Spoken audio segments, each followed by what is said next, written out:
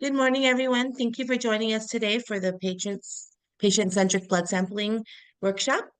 My name is Lynn, and I am the operations manager here in San Diego for PBSS. A couple of housekeeping notes before we get started.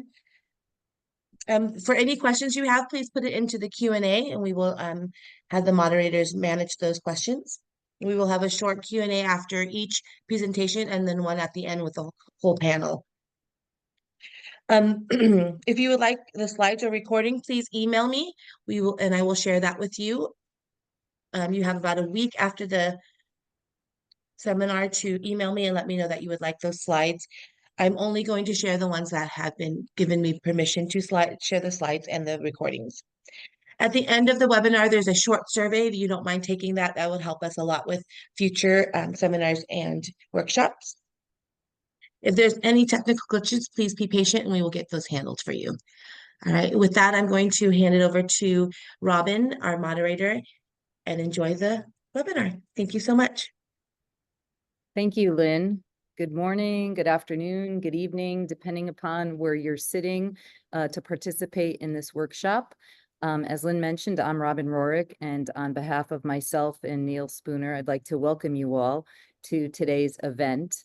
Neil and I have been working on this, I think, for probably like 18 months. So we thought it would be great to bring the PBSS organization along with the PCSIG, Patient-Centric Sampling Special Interest Group, and work to try to formalize a program to provide education and knowledge with regard to patient-centric sampling, with particular focus on its ability to facilitate decentralized trials by bringing together implications with regard to clinical operations, PK, ClinPharm, Bioanalytical, and Biomarkers. So we're pretty excited, and we hope that you find the information that you'll gain today through the various speakers of value.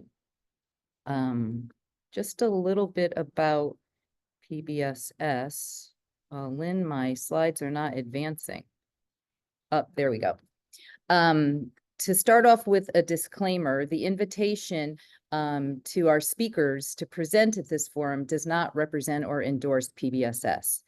And the ideas and opinions expressed by the speakers are those of the speakers and do not necessarily represent their employer or PBSS. And information and statements from the sponsors are those of those companies, and again, are not specifically endorsed by PBSS. I'd also like to acknowledge and thank Wilson Sonsini, a premier law firm who works and supports PBSS through pro bono service.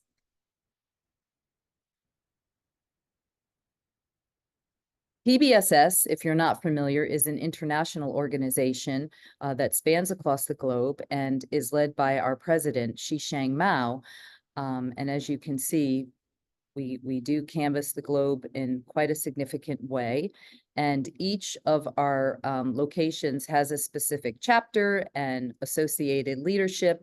And the PBSS organization was founded in the San Francisco Bay Area and currently is overseen by Peter Stahl. I have the opportunity to partner with Lilia on the San Diego chapter, and then Shanda Prakash represents our Boston, Harvey Wong leads our Vancouver site, and then Korea, Young Shin. So again, as you can see, quite comprehensive in terms of our global reach and impact. This is our specific San Diego leadership.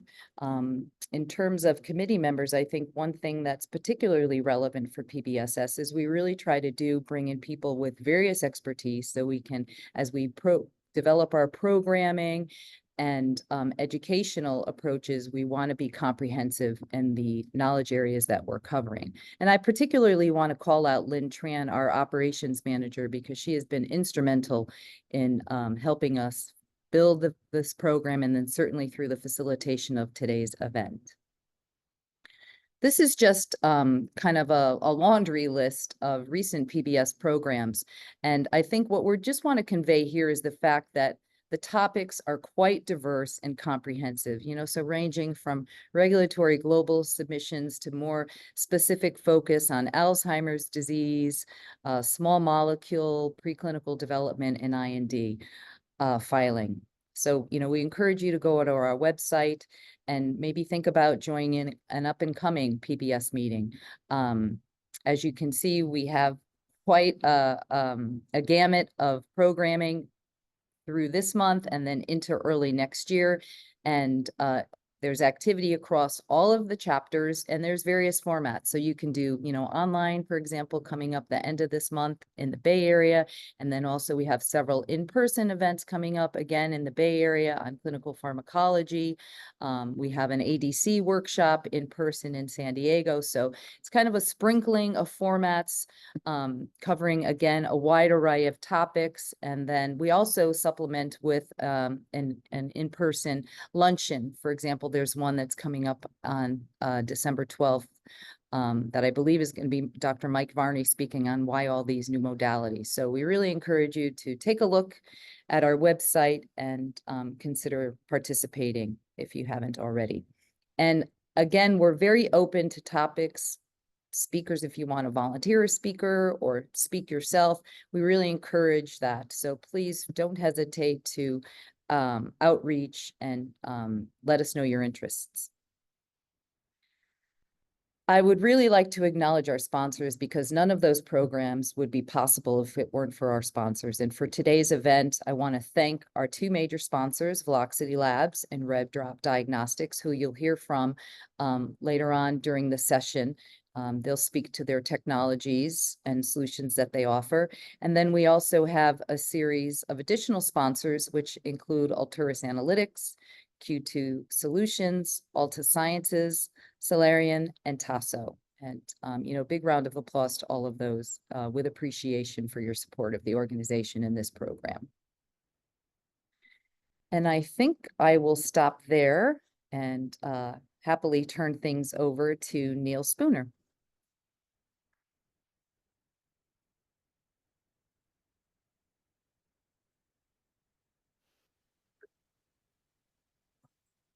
Hello, I'm Neil Spooner, the chair of the Patient-Centric Sampling Interest Group, and I'd very much like to thank the organisers for putting together this workshop today.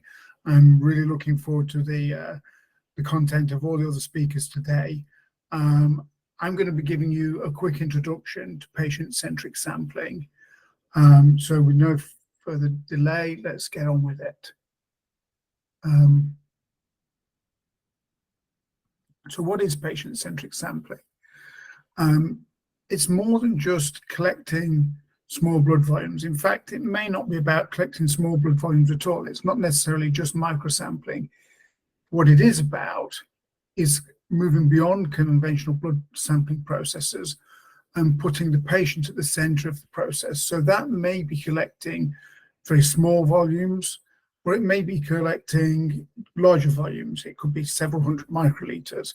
But generally, it'll be smaller than the several mils that are traditionally collected for blood samples, for pharmacokinetics, for biomarkers, for metabolites, etc., in clinical trials. So what we're interested in is collecting the appropriate sample. We know that a lot of the blood volume we collect for pharmacokinetics, for clinical chemistry, for metabolites, for biomarkers, a lot of that blood volume is not needed. A lot of our assays only need a few microliters of blood, and we're traditionally collecting mils. So this is about matching those requirements for the actual assay with the amount of blood actually taken from the patient. We're also interested in using a process that is most convenient for the patient. We obviously still want to generate the same high quality information that we've always done, so that we can make the same high quality decisions we always have in clinical trials. So this could be really small blood volumes, 10 microliters or so, or it may be 400 microliters.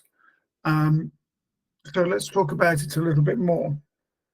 There's a variety of technologies that are now commercially available around the world for collecting these blood samples in an alternative manner that doesn't involve venous phlebotomy. Most of these blood sampling approaches involve either a finger stick, so using a lancet to puncture your fingers and collecting blood samples from it. And you can see a number of these devices here.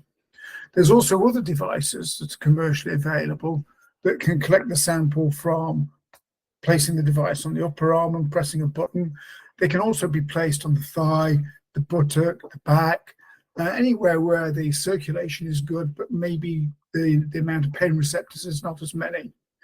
And these devices can collect whole blood. Some of them collect plasma or serum type fractions. Some of them collect dried samples. Some of them collect whole blood in a variety of different formats. And we can talk about that a little bit later. But these are a limited number of the commercial versions available. There's many, many more. And I'll show you where to find out more about some of these technologies later in the presentation. So why would we want to do this? What are the benefits of patient-centric blood sampling? Well, obviously, to begin with, we've got to maintain the quality that we're used to from venipuncture. So we want to obtain a high-quality blood, plasma, or serum sample for the accurate quantitative determination of drugs, drug metabolites, and endogenous molecules, such as biomarkers, or for clinical chemistry. But the big benefit here is we're putting the needs of the patient at the center. Traditionally, blood sampling has put the needs of the analytical lab and the pharmaceutical company and others at the center, whereas we firmly believe that the needs of the patient should come first, and hopefully other people in the process can work around that. So we're looking to minimize the impact on the human patient, or in some applications, these technology, the consumer. So we want to optimize the blood volume sample. We don't want to be wasting blood. We want to minimize the pain and invasiveness. A lot of patients, a lot of people just don't like standard venipuncture, can find it very, very stressful, can find it very, very painful. We also want to facilitate the convenience for the patient. Why does someone have to take time out of work or of school or their personal life to have a blood sample collected, when maybe they could have it collected at a location, such as pharmacists, is more convenient for them, or even at their home? And maybe we can collect these samples while a patient is on vacation, rather than them having to build their lives around the clinical trial. Let's build a clinical trial around the lives of the patient. Something else to think about here is enriched data that we can obtain by using these approaches. We don't just have to simply replace the samples that we currently collect for pharmacokinetics, biomarkers, clinical chemistry, etc. We might want to think about extra samples that can be collected. We might want to measure, we want to get richer data sets for pharmacokinetics, for example, using population PK approaches. We may want to collect a sample during a clinical event. We may want to collect extra samples for other endpoints because we're now taking smaller volumes. So there's a lot of things to think about that might give us enriched data. So where may these patient-centric sampling approaches be of benefit?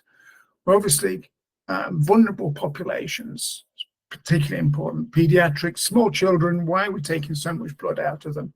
The elderly, we know that taking blood from the elderly can be difficult. There's also certain populations out there that can find giving blood stressful and painful, and this can help. Also, current clinical trial designs are limiting our populations to those that can reach our clinical study centres. So people that don't have a clinical study centre near them or live in rural locations are just simply excluded from the clinical trial because they can't make all the sampling occasions. As I said before, we might want to collect extra samples for population PK monitoring or biomarkers, get an improved understanding of the disease. We might want to sample during a clinical event if, for example, your patients are suffering from migraine or asthma, etc. If they have an adverse event, they're not going to be able to go to a clinical centre to be able to collect a sample, but maybe them or a caregiver could collect a sample in a close time proximity to that event happening. That just gives us data that's impossible to collect in any other way. There may be a potential improvement in clinical trial patient recruitment and retention if we make it more convenient for patients, if they're able to more readily collect these samples, they may be more likely to join our clinical trials and maybe more willing to stay on it. And also these approaches might appeal to different diverse groups that we're currently not getting onto our clinical trials. And another important thing is, do we really understand patient compliance when they're on our clinical trials? We're taking their word for it when they fill in their diaries that they are taking their medicine. But we often know that patients aren't telling us the full situation about whether they are taking their medicine. If we're able to collect extra blood samples, maybe we can understand compliance more. And that obviously goes for medicines when they're registered as well, not just for clinical trials. So if we move on, but obviously this all sounds very exciting and important, but obviously it's not all plain sailing. I'm going to talk about a number of challenges for different groups operating in clinical trials in pharmaceutical companies and contract research organizations. First of all, we want to address the bioanalytical challenges. We've now got a sample that's maybe in a different format that may need extra considerations around the bioanalytical assay method development and validation.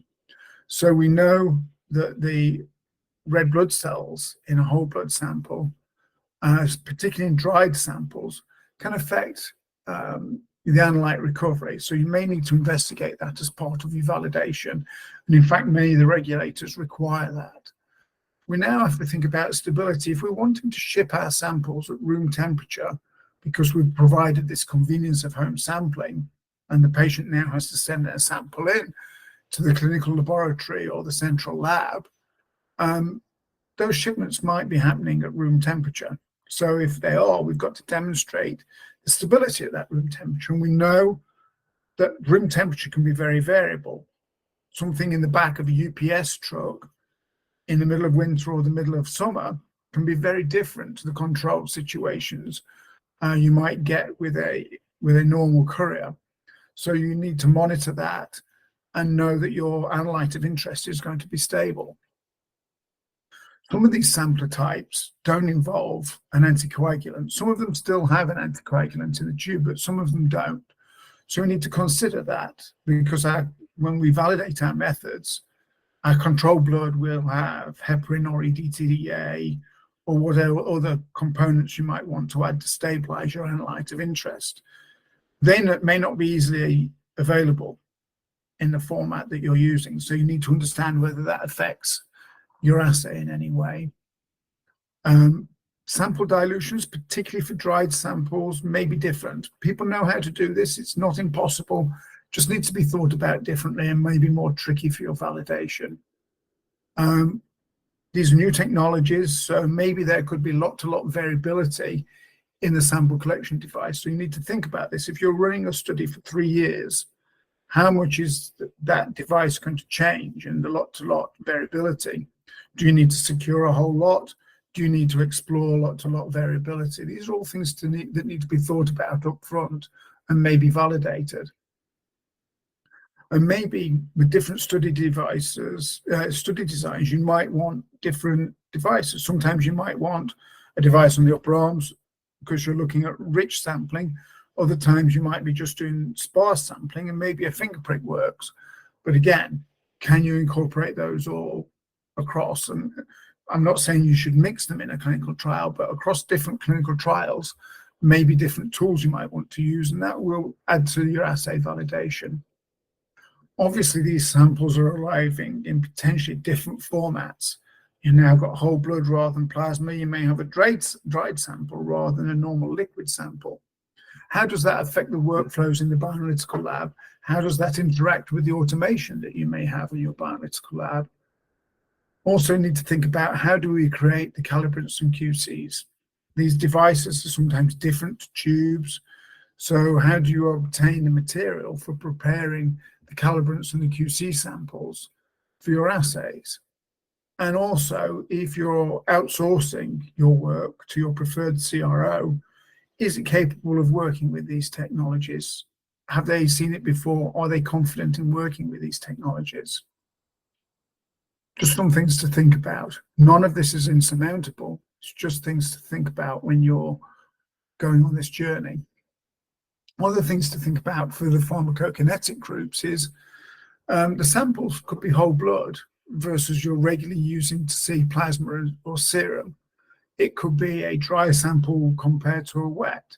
You could be comparing capillary blood versus venous blood. So will there be any differences between what you're used to seeing in your non-clinical and clinical studies that you performed to date? And will you need to do some comparison tests? We call them bridging studies. Also, a lot of regulators require you to assess in vitro blood to plasma data if you're going to be reporting blood data.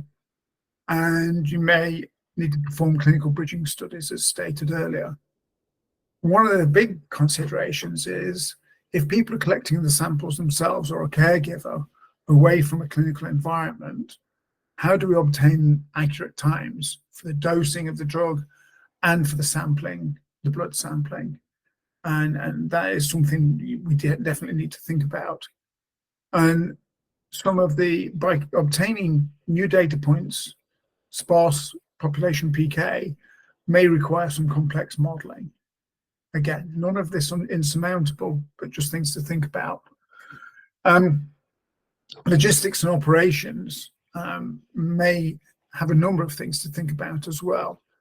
By sending samples to people's homes, and those people sending the samples into central labs or bioanalytical labs and CROs, there's a potential to compromise patient confidentiality.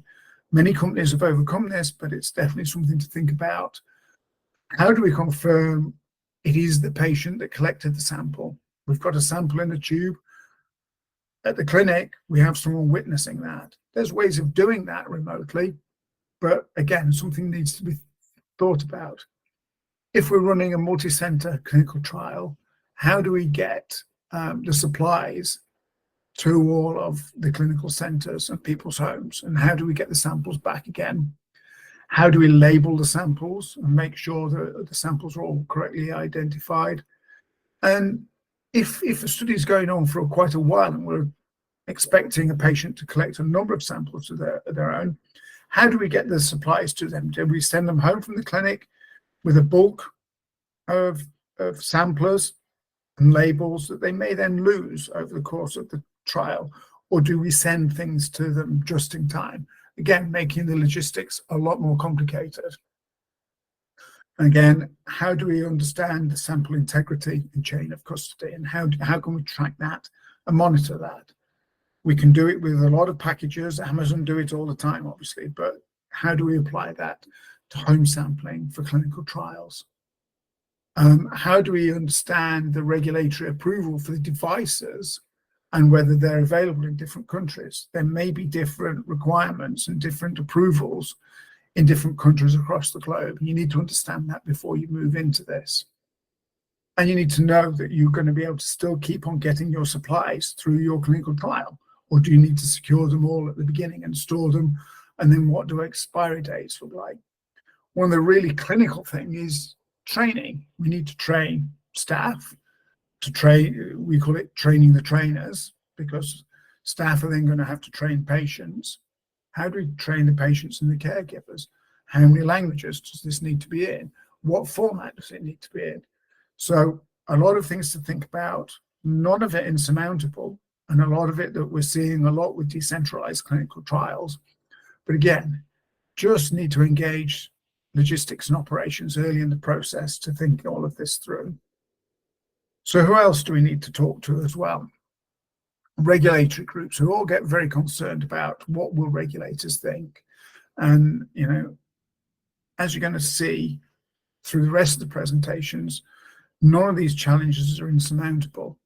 Obviously, we need to think about the regulatory status of the patient-centric sampling device, country differences, as we talked about before, whether the different regulators around the world will accept the bioanalytical data. I've never seen any issues to date, but it's something to think about. And, you know, things like patient-reported data, such as dosing time, sampling time, just all things to think about. And we highly recommend that you engage with your own ethics groups and regulators early in the process to just see what their thoughts are, to make sure you're not putting out fires later in the process, that you're addressing as many issues as possible early in the process. So one of the things that can really help us here is if we want to adopt these technologies for our clinical trials, why don't we do it as early as possible? So think about your non-clinical studies. Could you move, if you're looking at dried blood samples, could you adopt that for your non-clinical samples? So then we wouldn't need to do these bridging studies, because if our clinical studies, our early clinical studies and our non-clinical studies are all in the same matrix type, there's no need to do a bridging study. So just thinking about the matrix early on whether blood or plasma is needed for your TK, your PK, and your PD endpoints, it's a conversation to have early on before you could start getting into regulated non-clinical studies. And, what aspects are you going to need in your clinical program? Are you intending on having a pediatric part of arm to your program? Are you going to be working with critically ill patients or the elderly? Or are you just looking at a whole decentralized clinical trial program? These things need to be thought about earlier. If they are part of your considerations, why not start with the intended matrix early and minimize the issues that you're going to get later on with this comparison of blood to plasma, wet to dry, capillary versus venous blood.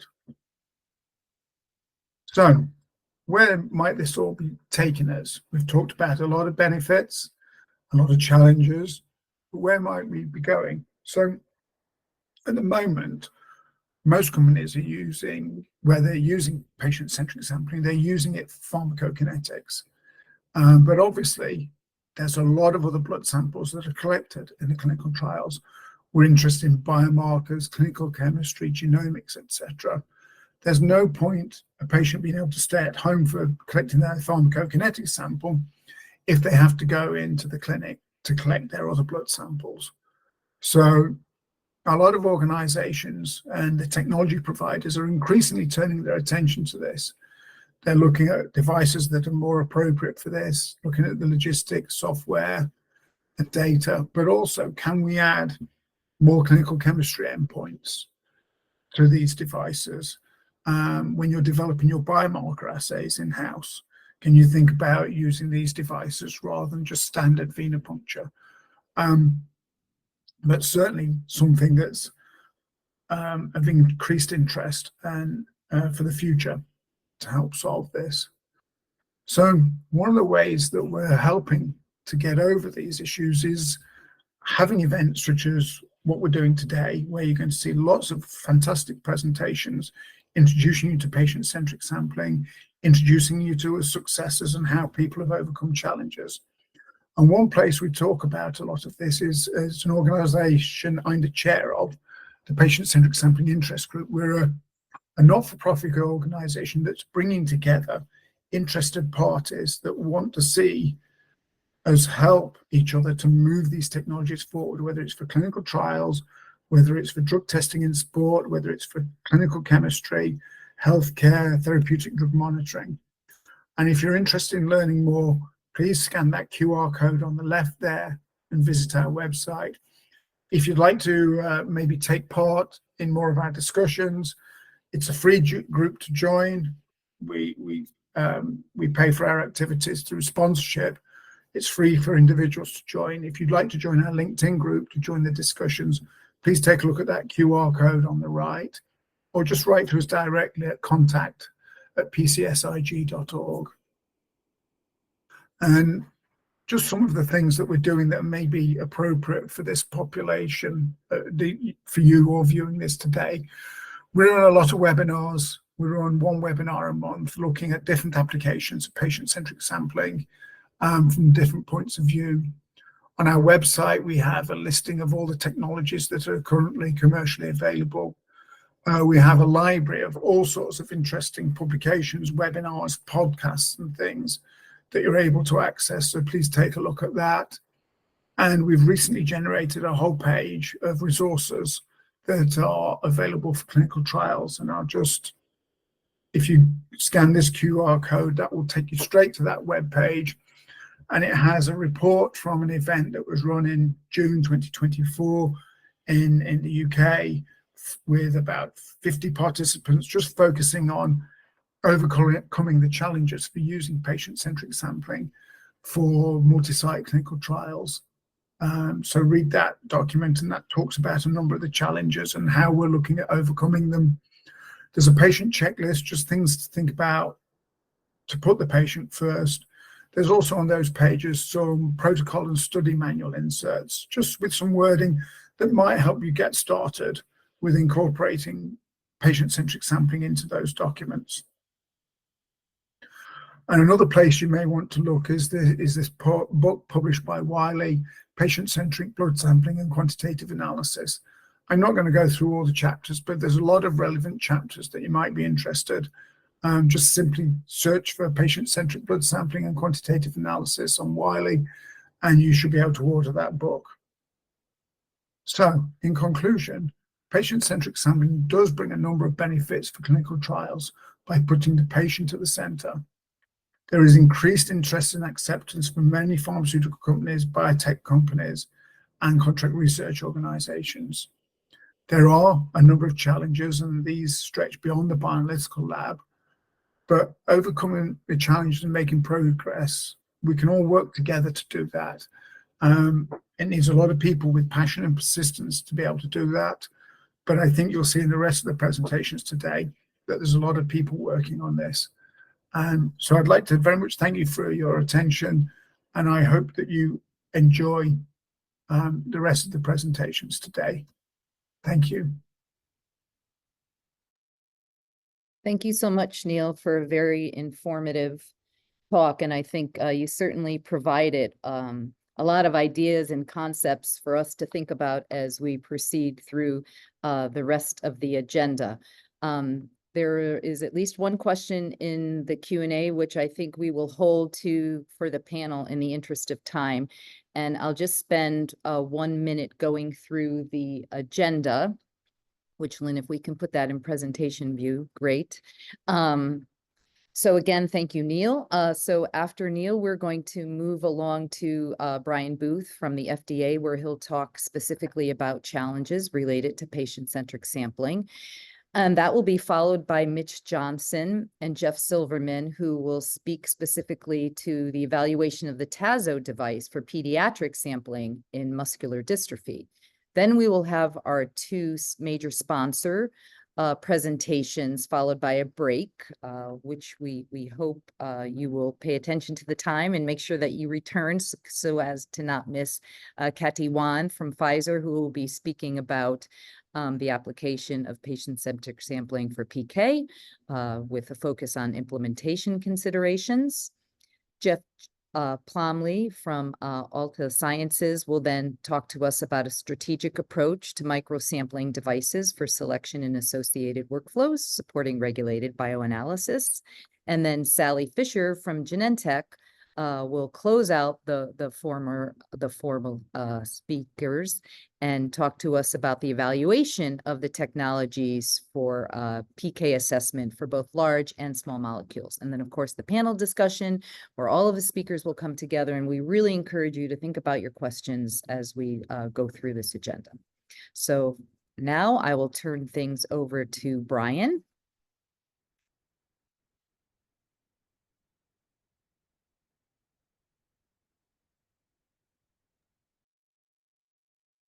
There we go. Good morning, everybody. Good afternoon. Thank you very much for the introduction. And thank you very much for the invitation to participate in this session today on what I think is a very exciting topic itself. So I'm going to spend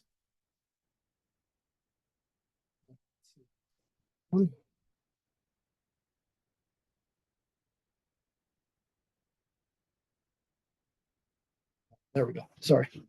I'm going to spend a little bit of time talking about the FDA's perspective on patient-centric sampling. Okay, so as We've heard from Neil, there's a lot of potential applications that we can use this for, things like pharmacokinetics, clinical chemistries, biomarkers.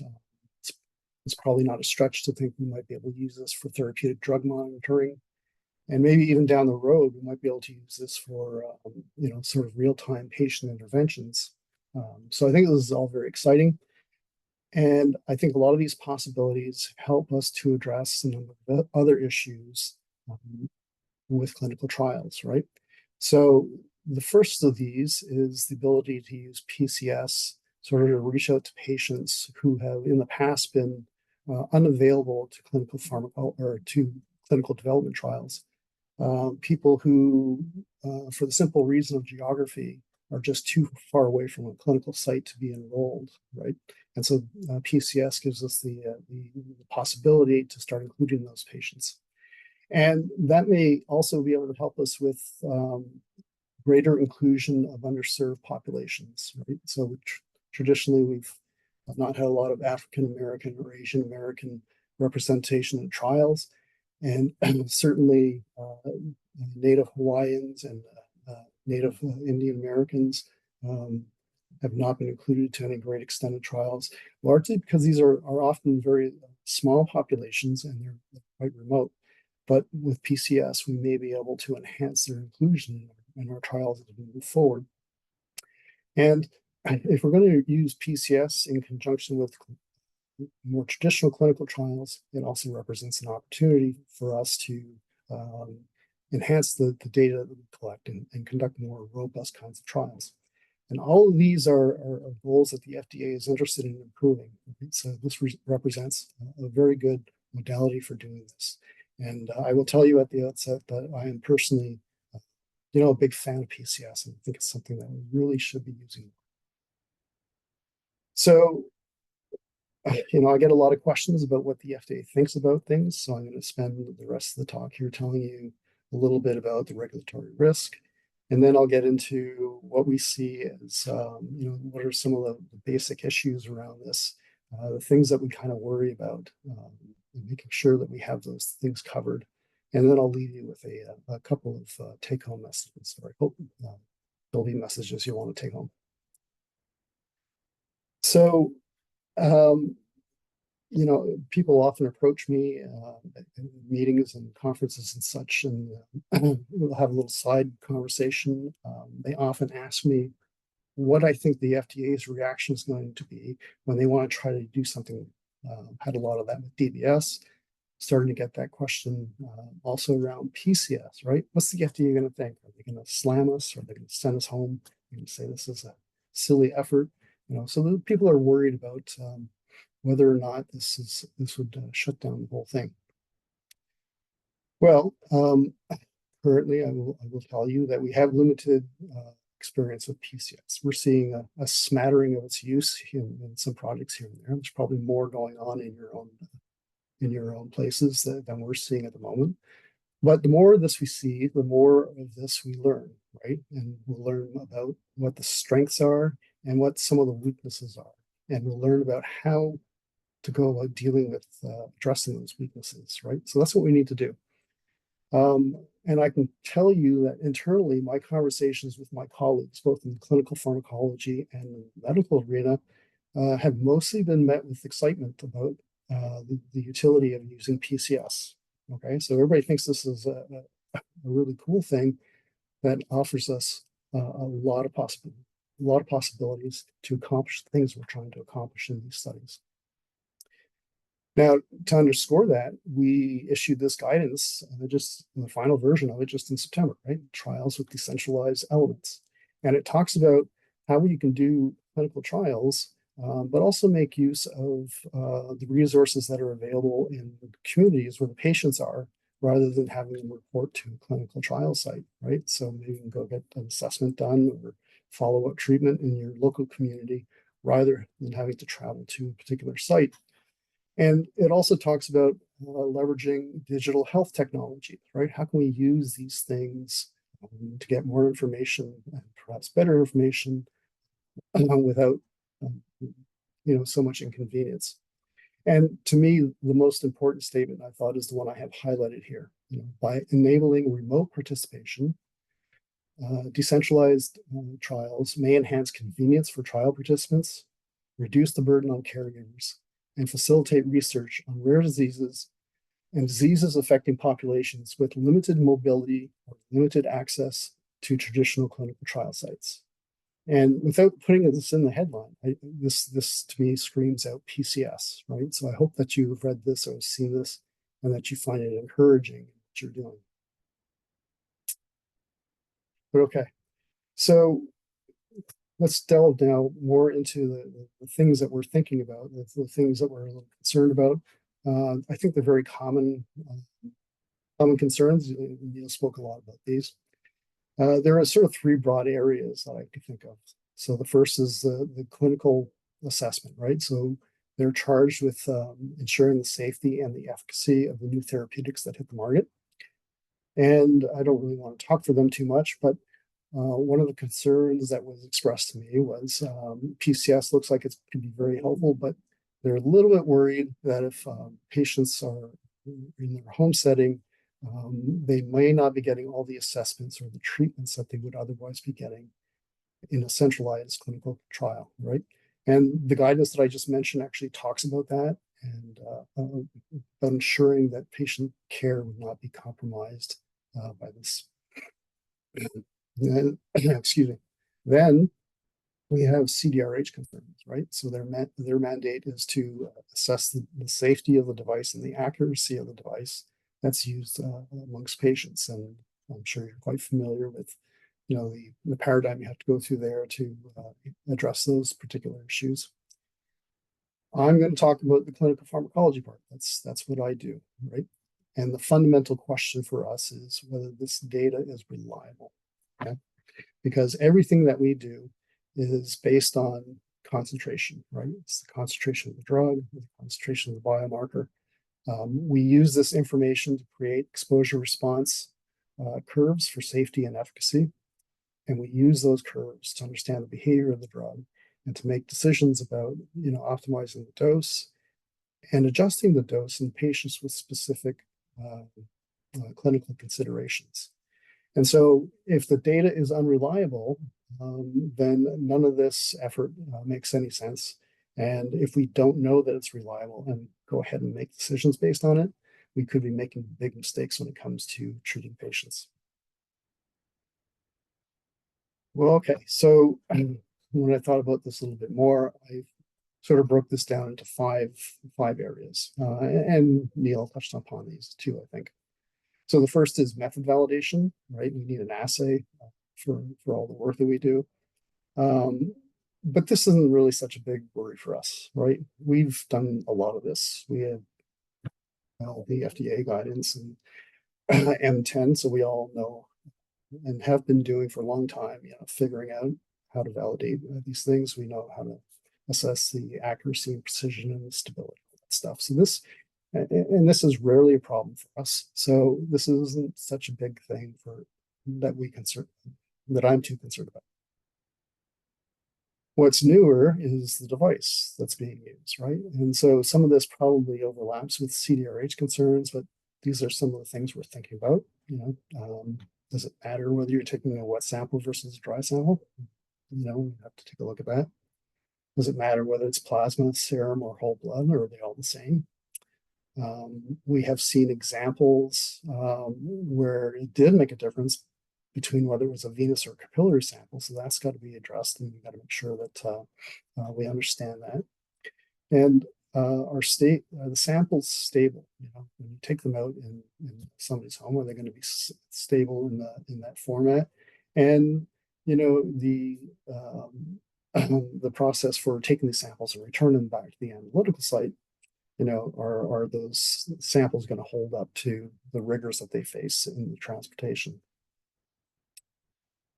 Okay, so this one, number 3, I'm calling it patient validation. I don't really know what to call it, but it's really the new aspect for us, right? Because now we're having patients who are involved not only as subjects, but they're taking the samples, right?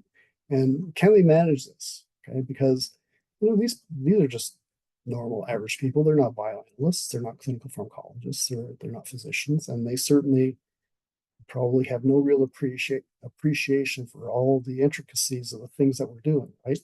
And so you have to wonder whether they can do this, and we can get reliable data out of it. So this is something that concerns us some, right? So I mean, it could be something as simple as taking the sampling time. So what happens if they take the sample and they forget to record the time, right? How do they? They might say, well, I took it round 2 and fill that up. But is that correct? How can we ensure that that's done properly? They're trained on the right place to put the sampling device, but what happens if they decide they don't like that and they try to put it somewhere else? Is that going to have an impact on the data and how we interpret it? Veracity. Do we know it's actually the patient taking the sample, or did maybe the kids get a hold of it and mess around with it somehow? How can we be certain of that? And then stability and sample transport. So not only are there issues around the device, but what happens if they don't follow the instructions in storing these properly? What if they, take a collection of these and throw them in a jar that's sitting on the counter and they're there for a week? Is that going to be a problem? And you can ask similar sorts of questions about the sample transport. And so really concerned about whether we've patient-proofed this, okay? Is the processes we have in place resistant to the potential things that patients might do that could impact the reliability of the data? And then this is another issue that has come to mind, and I don't think that we've really seen too much on this, okay? So usually, in basically everything I've seen, people pick a particular device and they use that through their development for their product, and that's okay. And there are some data or some reports on people having to, bridge between 2 batches of the same device, and that seems to be okay. But what happens if this gets popular and you get into your program and then you end up with a supply problem for the device you're using? So it's conceivable somebody might go out and start using a second device, right? And so the question is, how is that data going to relate to each other?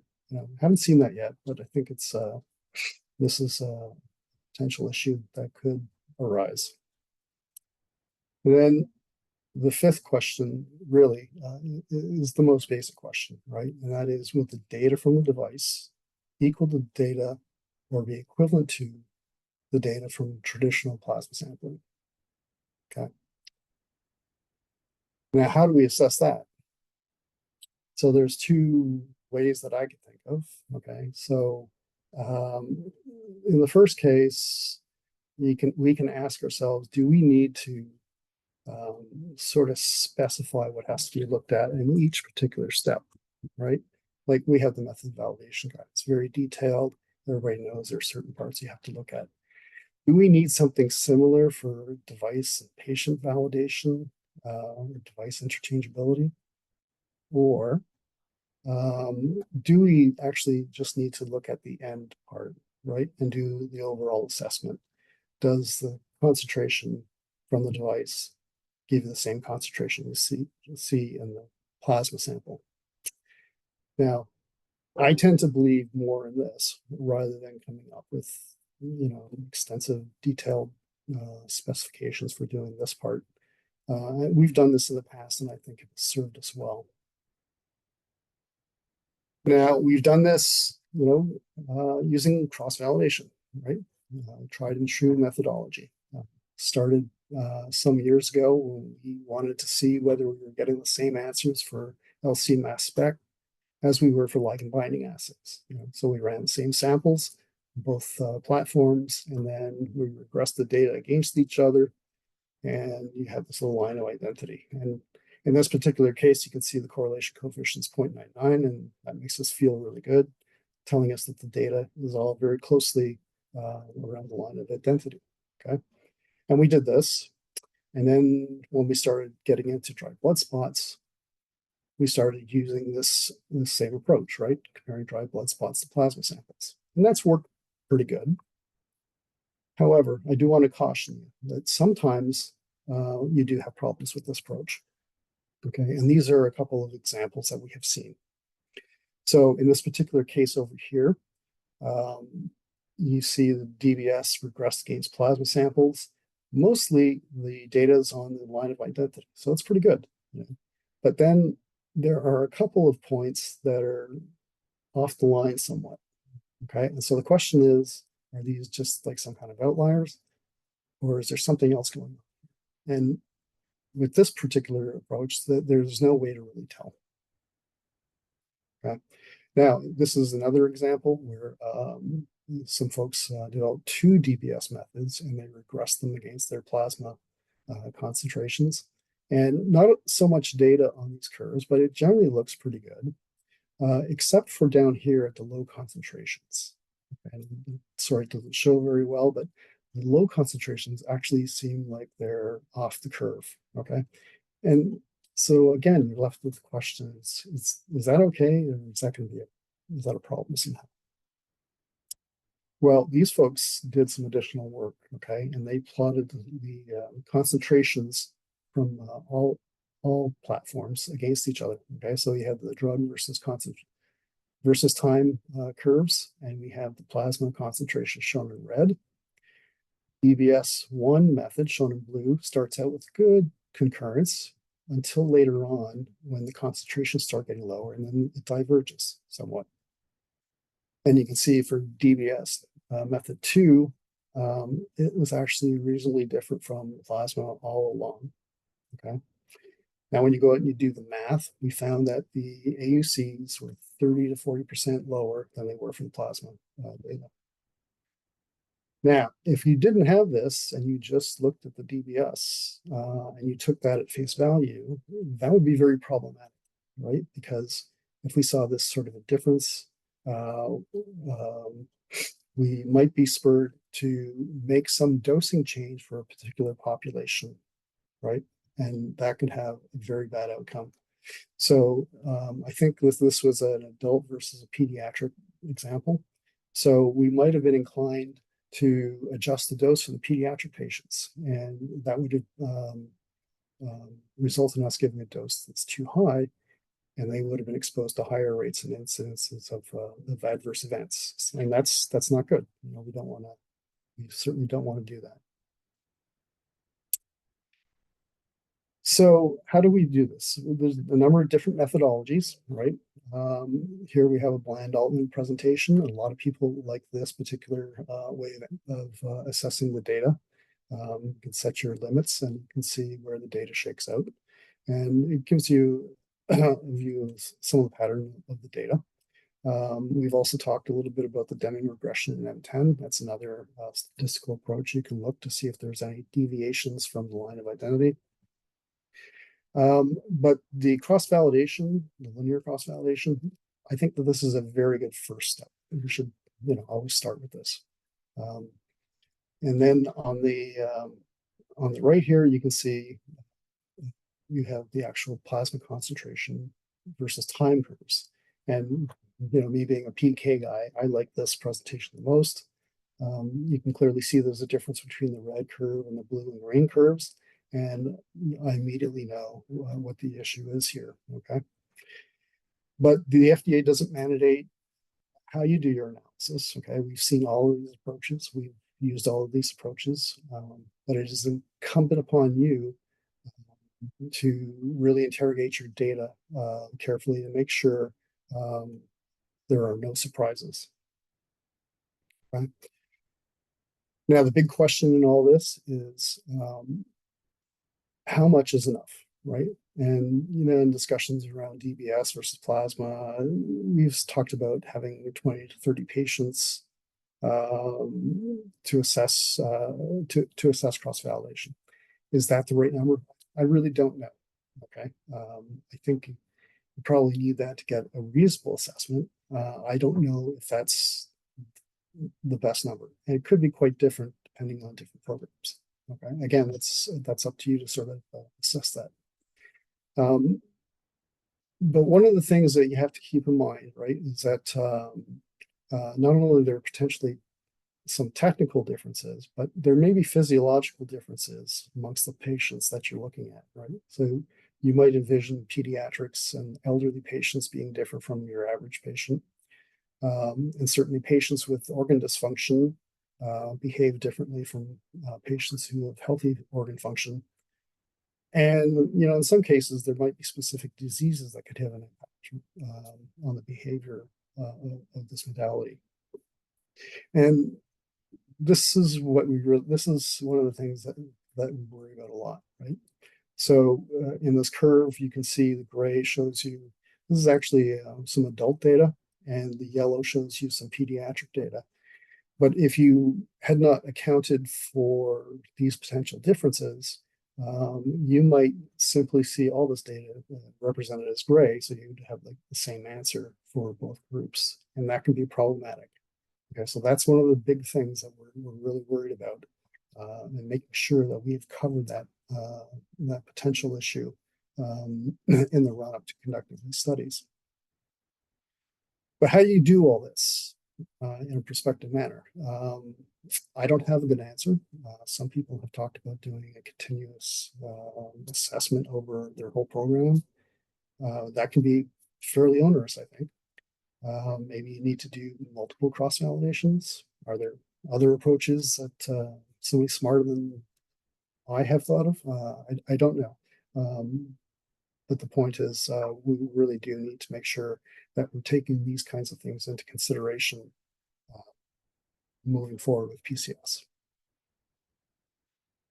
So a few thoughts that I want to leave you with is that, yes, the FDA is open to the use of PCS as well as other decentralized and health technologies. These are very useful modalities to conduct clinical trials.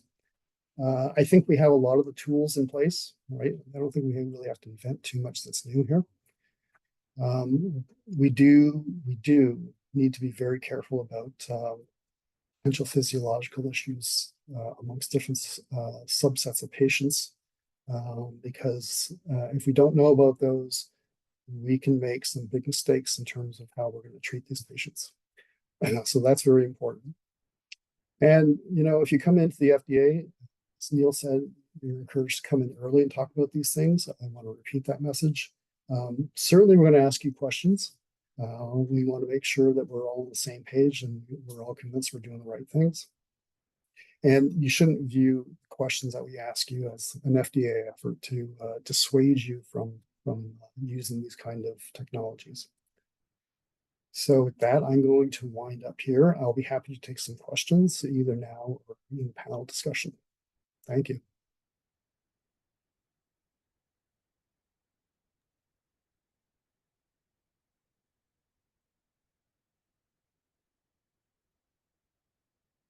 We do have time for a question or two.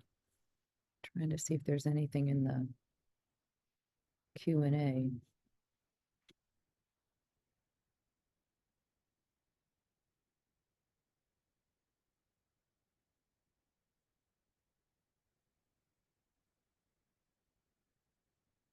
Yeah, it doesn't look like there's anything particular in the Q&A. Can I ask a quick question? Sorry. Sure, please do, Sally. Yes.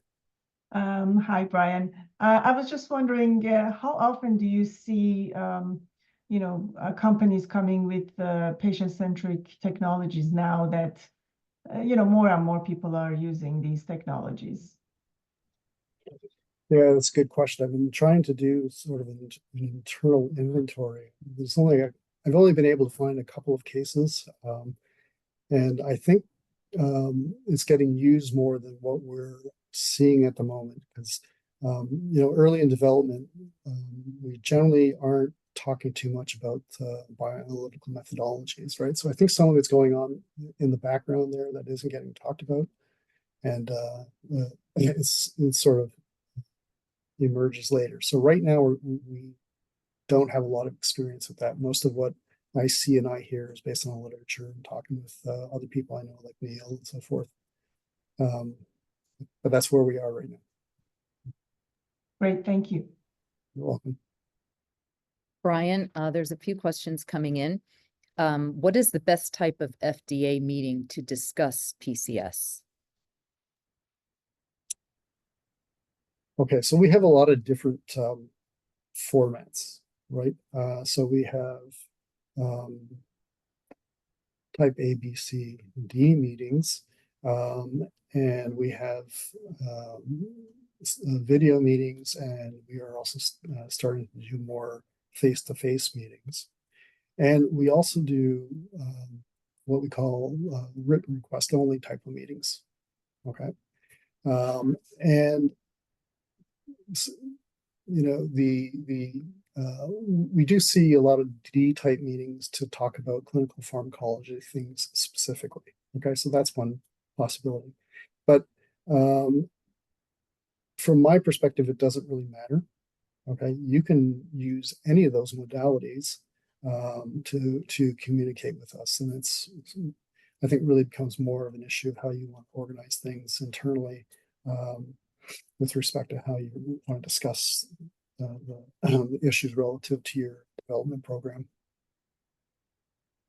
So kind of extending on the meeting format, do we need comparison data like what you presented before talking to the FDA? Well, you're going to get asked whether you got it. Okay. So if you come in and you don't have any data, or you just have some preliminary data, and, you know, we sort of get generic kinds of questions. We're doing this, does the FDA agree? And you only had like some sort of preliminary data. You'd probably get a reaction along the lines that say, this, you know, this looks promising, this looks good, but you know, we need to know more about this particular thing before we agree with the approach. You know, so it's probably in everybody's best interest to have some of that before you come in to discuss it with us. And we'll go for one more question. There's 3, and the other 2 will hold for a panel. This is from Steve Lowe's. He says, "Hi, Brian. Hi, Steve. Is there any supporting data around the 30 patient number? Where does that come from?" No. So this is the thing, right? So the question got asked of one of our statistical folks, right? And yeah, statistics, everybody's favorite, right? So when you get into a statistical discussion and you want to sort of have some sort of powered analysis, you know, you have to know what the variability is and figure all that sort of thing out. So the 20 to 30 just sort of came up as like a reasonable sampling to get a good assessment. Okay, so there is no statistical study or treatise on the particular issue that I am aware of. Okay, this is just what sort of comes up in discussion amongst people, and it's sort of where they land out at. I know it's not very satisfactory, but that's just sort of where we are. Okay, great. Well, we can carry this on through the panel. And once again, Brian, thank you so much for a very informative setup. And I think a lot of this thread will carry through the remainder of the discussion. So thank you. Thank you. My pleasure. Okay, so we're going to move on to our next speakers, which is going to be actually a tag team.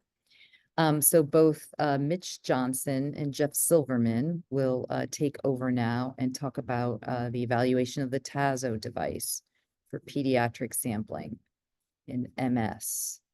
And Mitch Johnson, he is a co-founder and lab director with Veloxity Labs, and Jeff is a research fellow at Edgewise Therapeutics. So Jeff and Mitch and Lynn, let you take it over from here. Good morning. Today, Mitch Johnson and I are going to describe some of our experience with one of the alternative sampling technologies that Neil just described.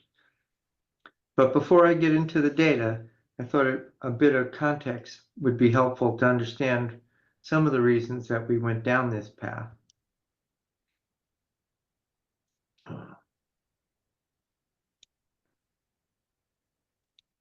My company, Edgewise Therapeutics, is developing an investigational agent known as sevasemten for treatment of patients with muscular dystrophies. Our initial focus is Duchenne's muscular dystrophy and Becker muscular dystrophy. Sevasemten is a novel, orally available, small molecule developed specifically to inhibit fast skeletal muscle myosin. The goal is to protect dystrophic muscle from contraction-induced damage, and by protecting fast muscle fibers, sevasemten may limit muscle breakdown and disease progression in both Becker's and Duchenne's muscular dystrophy. So our challenge, as may be apparent from the indication, is that we need to measure drug levels throughout a geographically diverse, multi-year clinical study in pediatric patients. Our patients are as young as 4 years old.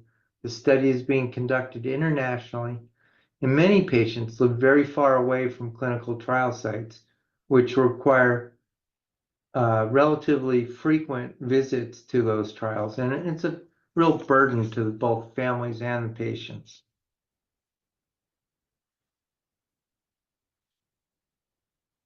So as Neil mentioned, some of the potential benefits of an alternate sampling collection method may be are listed here. So many of the patients are young children who are maybe very averse to traditional blood sampling. So we're trying to reduce the stress on these kids. They have a fear of needles and potential pain. It's a major convenience to caregivers and the patients in that it reduces the need for traveling to the clinics, which sometimes can be involve airplane rides and significant expense. And so that's an advantage to the sponsor, is that we can collect samples throughout the study at times throughout that are not very easy to collect. We can collect samples throughout the day, and it's much more efficient than sending a home phlebotomist to collect those samples. The technology we decided to try at first is a device called the Tasso M20. As it's shown here in this picture, you can see on the left, it's a device that gets placed on the body, typically on the upper arm, but it can be other locations such as the chest, back, thigh, wherever is convenient. I would recommend that if you're using this device to select one site and keep it consistent throughout your study. The device has some adhesive on it, so you stick it on your arm, and then you deploy the capillary needle by pressing that red button, waiting a few minutes, and during that time, the device is going to fill 4 independent chambers of about 17.5 microliters. At this time, I'd have to say that I want to point out we have no relationship with Tasso other than being a customer. But I do want to also direct you to their website, which is listed on the screen. If you're interested in the device, they have a number of very good videos on how to use it and some of its potential benefits. So we decided to design a study to investigate whether this device would work for us. And we conducted an open label adult healthy volunteer single dose study in which we compared sevasemten concentrations in traditional plasma collected by venopuncture, whole blood collected by venopuncture, and capillary blood collected using the Tasso M20. Now, before I go into the data, we thought we'd turn it over to Mitch, who would discuss some of the analytical aspects of this project. Thank you, Jeff. So a background on this technology. So some of the patient-centric sampling and collection, the genesis of that really started with dry blood spot analysis, which you can see pictured here on the left, which is just a card where there would be maybe a finger prick and then blood samples collected on a card.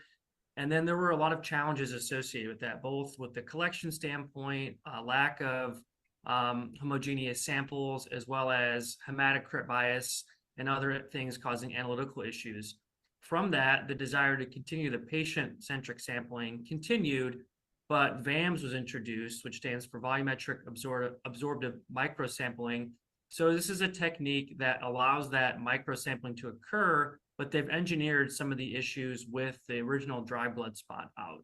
So that's an image here shown on the left where we've gone from the card to more of either a cartridge or this capillary device here shown on the right. Next slide, please.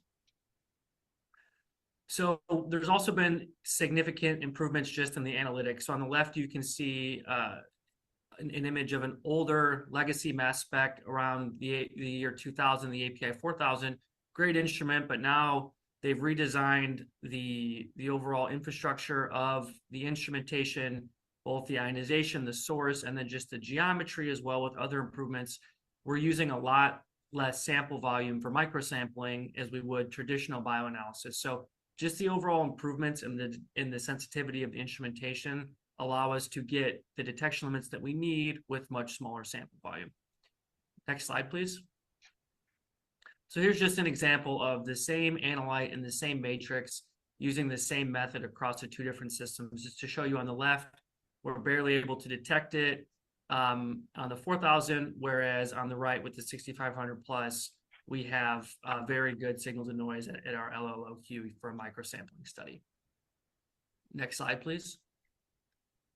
So the workflows for patient-centric sampling or microsampling, such as TASO M20. So the initial part is very similar to a traditional bioanalytical workflow.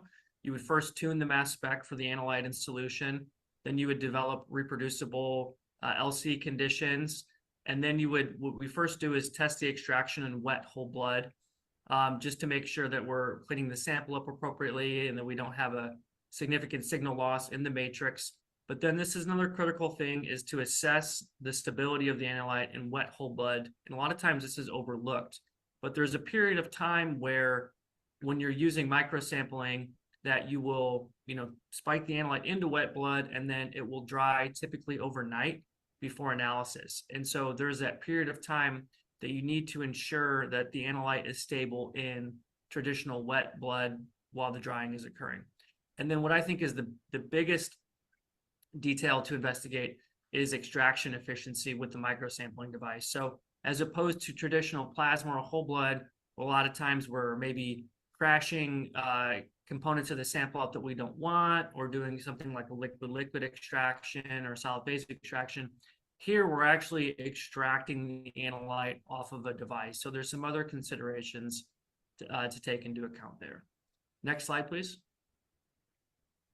So really the workflow we've worked on, with this project, but also other projects as well, is to come up with a standard workflow and optimize several of the conditions on a case-by-case basis. So what I think is the most important aspect is trying a variety of extraction solvents that have various log Ps that might match the analyte of interest and give you just the best extraction while also leaving other constituents on the microsampling device that could potentially interfere. So we'll usually look at a range of solvents such as methanol, acetonitrile, MTBE, or IPA. And then once you've kind of selected, maybe one or two solvents that look good, you would move to different modifiers. So you would look at something in a neutral pH, acidic and basic pH, because the pH of that can dramatically affect the recovery of the solution or of the analyte from the microsampling device. And then you're also going to want to look at assistance. So whether just traditional vortexing or shaking might be adequate, but sometimes we've also found that sonication can help just with that recovery of removing that analyte from the microsampling device. And then some other considerations are just time, and then maybe heat or some pulsing or pre-wetting steps in there as well, just because we want to have really good recovery and consistent recovery across devices, across concentration ranges, but we don't want to introduce something to where we're seeing actual degradation of the sample. So this is kind of a standard workflow of just looking at all the different conditions for sample preparation. Next slide, please. So you can kind of see here on the left is extraction efficiency based on drying time. So not only, I mentioned this earlier, not only is drying time and sonication time big variables to optimize, but you can also see variability there. And so a lot of times you're going to want to match your standard in QC preparation and be consistent to what the study samples are going to see. So you'll see here on the left, you actually see a little bit of a reduction in extraction efficiency just as the sample is completely dried compared to when it might still be wet in the early stages. So that's important to implement into your protocols of how you prepare your standards and QCs, as well as on the right, you see this is a sonication, a function of analyte recovery versus sonication time. You can see after about maybe 10 or 15 minutes, there's no need to sonicate the sample for much longer. And we've kind of reached equilibrium there. So just a few examples of how some of these variables can be tested and optimized. Next slide, please. So there are additional considerations when you're going to develop and validate a method to use that you need to take into consideration in addition to maybe a traditional plasma experiment. So hematocrit bias is one. So you'll want to do a test that looks at both, normal hematocrit bias is about 45% HCT. You're going to want to look at low and high, so down to 25%, up to 65%, that these can, could potentially adversely affect the precision and accuracy of the method. So we're going to want to make sure that the HCT bias doesn't introduce some type of matrix effect, because you will see a variety of that from patients, especially once you get into the indication population. These samples are typically shipped at ambient temperature, both maybe from the collection site or from the central lab to the bioanalytical lab. So elevated temperature stability is another test that we're going to look at to make sure these analytes are stable in a FedEx package at room, at elevated temps for a prolonged period of time. Long-term stability, and then you're also going to want to look at humidity effects, because once again, these aren't going to be in as much of a controlled environment as traditional plasma samples will. And then just device reproducibility. So as Jeff mentioned earlier, you're getting 4 cartridges of blood, but it does take about 5 or 6 minutes for this device to fill. So a lot of times this can be done later in ISR, but also you might write some experiments in just to make sure, am I getting the same answer from the first sponge to the second sponge to the fourth sponge, because there will be 4 available to assay from. And then the technology is great, but there also are opportunities for the devices. I think we see underfilling as more of a commonality than overfilling, but both of these devices, both of these situations can occur to this device. So making those assessments of, if I get a sample that is underfilled and only has 2 of the sponges filled, is this still reliable to assay? So we can look at that in validation as well. Next slide, please. This is just a plot of showing when we basically had the same LC-MS method for the same analyte, but we're looking at it, as Jeff mentioned, in plasma, wet whole blood, and then dry blood using the Tasso M20. So these were all different sample preparation, sample extraction methods, depending on the matrix, but it was the same LC-MS method. You'll see highlighted here, we're able to achieve across the same concentration range, very comparable precision and accuracies of the methods. The plasma is a little tighter than the Tasso, but I think that's to be expected with traditional pipetting of plasma samples as opposed to these cartridges. So they're rugged enough to meet ICH M10 guidelines for validations. That's demonstrated here. So next slide, please. So I guess that concludes the analytics part, and then I will return it back over to Jeff to pick up with the data. Thanks, Mitch. So as you can see, Veloxity has really delivered for us and given us some excellent analytical support on this project. So now I want to turn to the clinical study, the data from that clinical study I described a few minutes ago.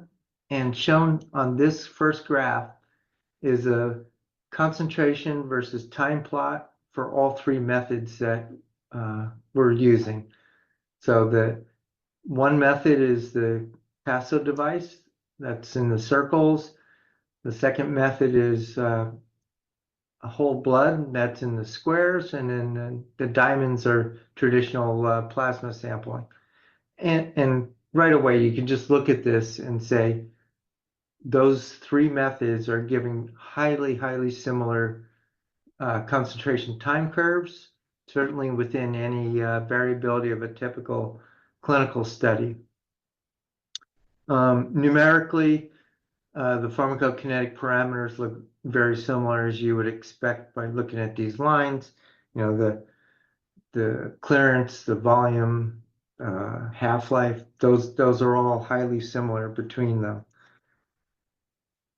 Now, we wanted to dig into this a little bit more because obviously I'm not showing standard deviations here, and these samples are fairly variable. But we took a bit of a closer look at that. And so on this plot, which is a plot of the difference between the samples. And so the box and whiskers is a median plot showing the interquartile range. On the far left is Tasso versus whole blood. The middle is whole blood versus plasma.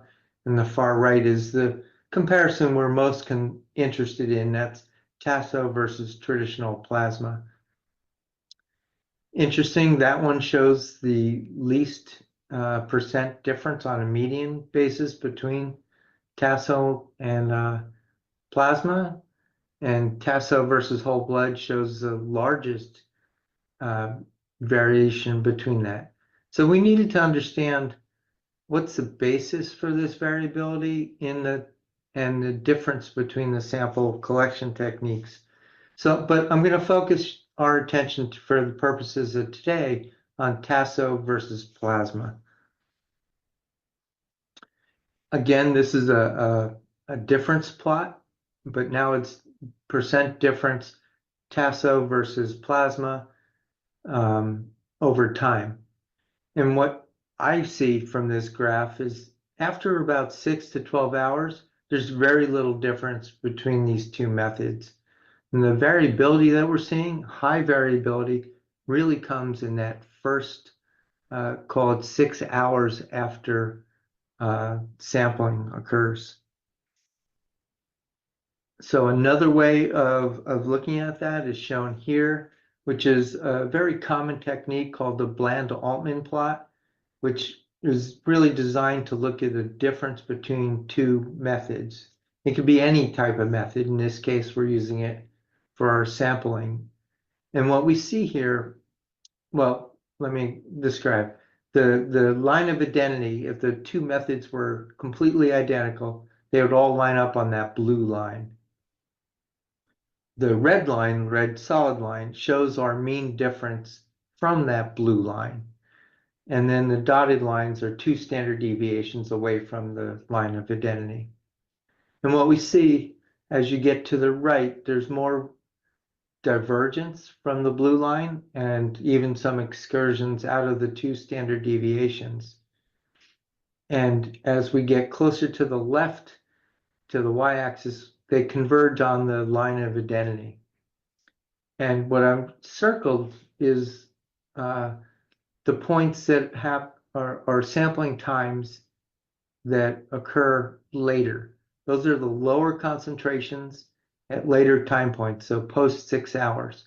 The points to the right are the higher concentrations and immediately after the administration. And so we think what's happening here is that this is more representative of typical pharmacokinetic distribution occurring, which is well established that there's a difference between capillary samples and plasma samples for some drugs. Some drugs that doesn't occur, but some it does. This is a very high volume of distribution drug, and we think that's what we're observing at those early time points.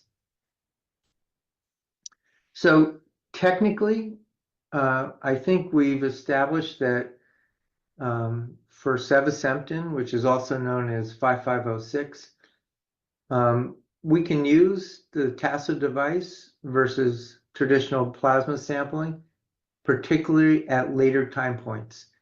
And at the earlier time points, capillary blood samples for this drug, they were higher, and as much as 20 to 30% higher than plasma samples, and slightly more variable. Again, I think that's the actual pharmacokinetic difference in capillary versus plasma. Our intended use in our studies for these mostly Duchenne's muscular dystrophy boys is to collect samples at later time points. We're going to be collecting at steady state and typically at least 12 hours after dosing at home.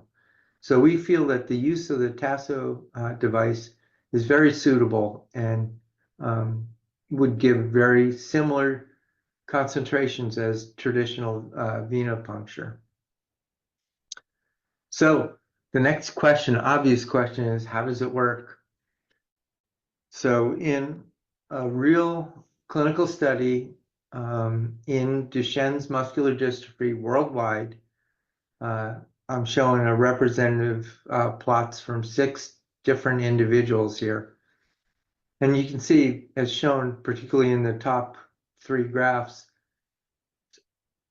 the red lines are the TASO device, the blue lines are the plasma device on different weeks, but you can see that the concentrations we're observing with the TASO are very, very similar and as we would expect from the plasma samples, virtually no difference.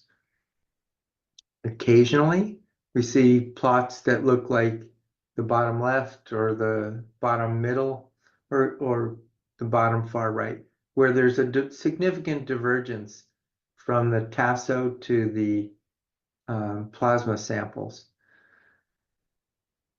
As you could know, or probably know if you run clinical studies, it's hard to pinpoint this, but I look at these and think, do we have a compliance issue? Do we have a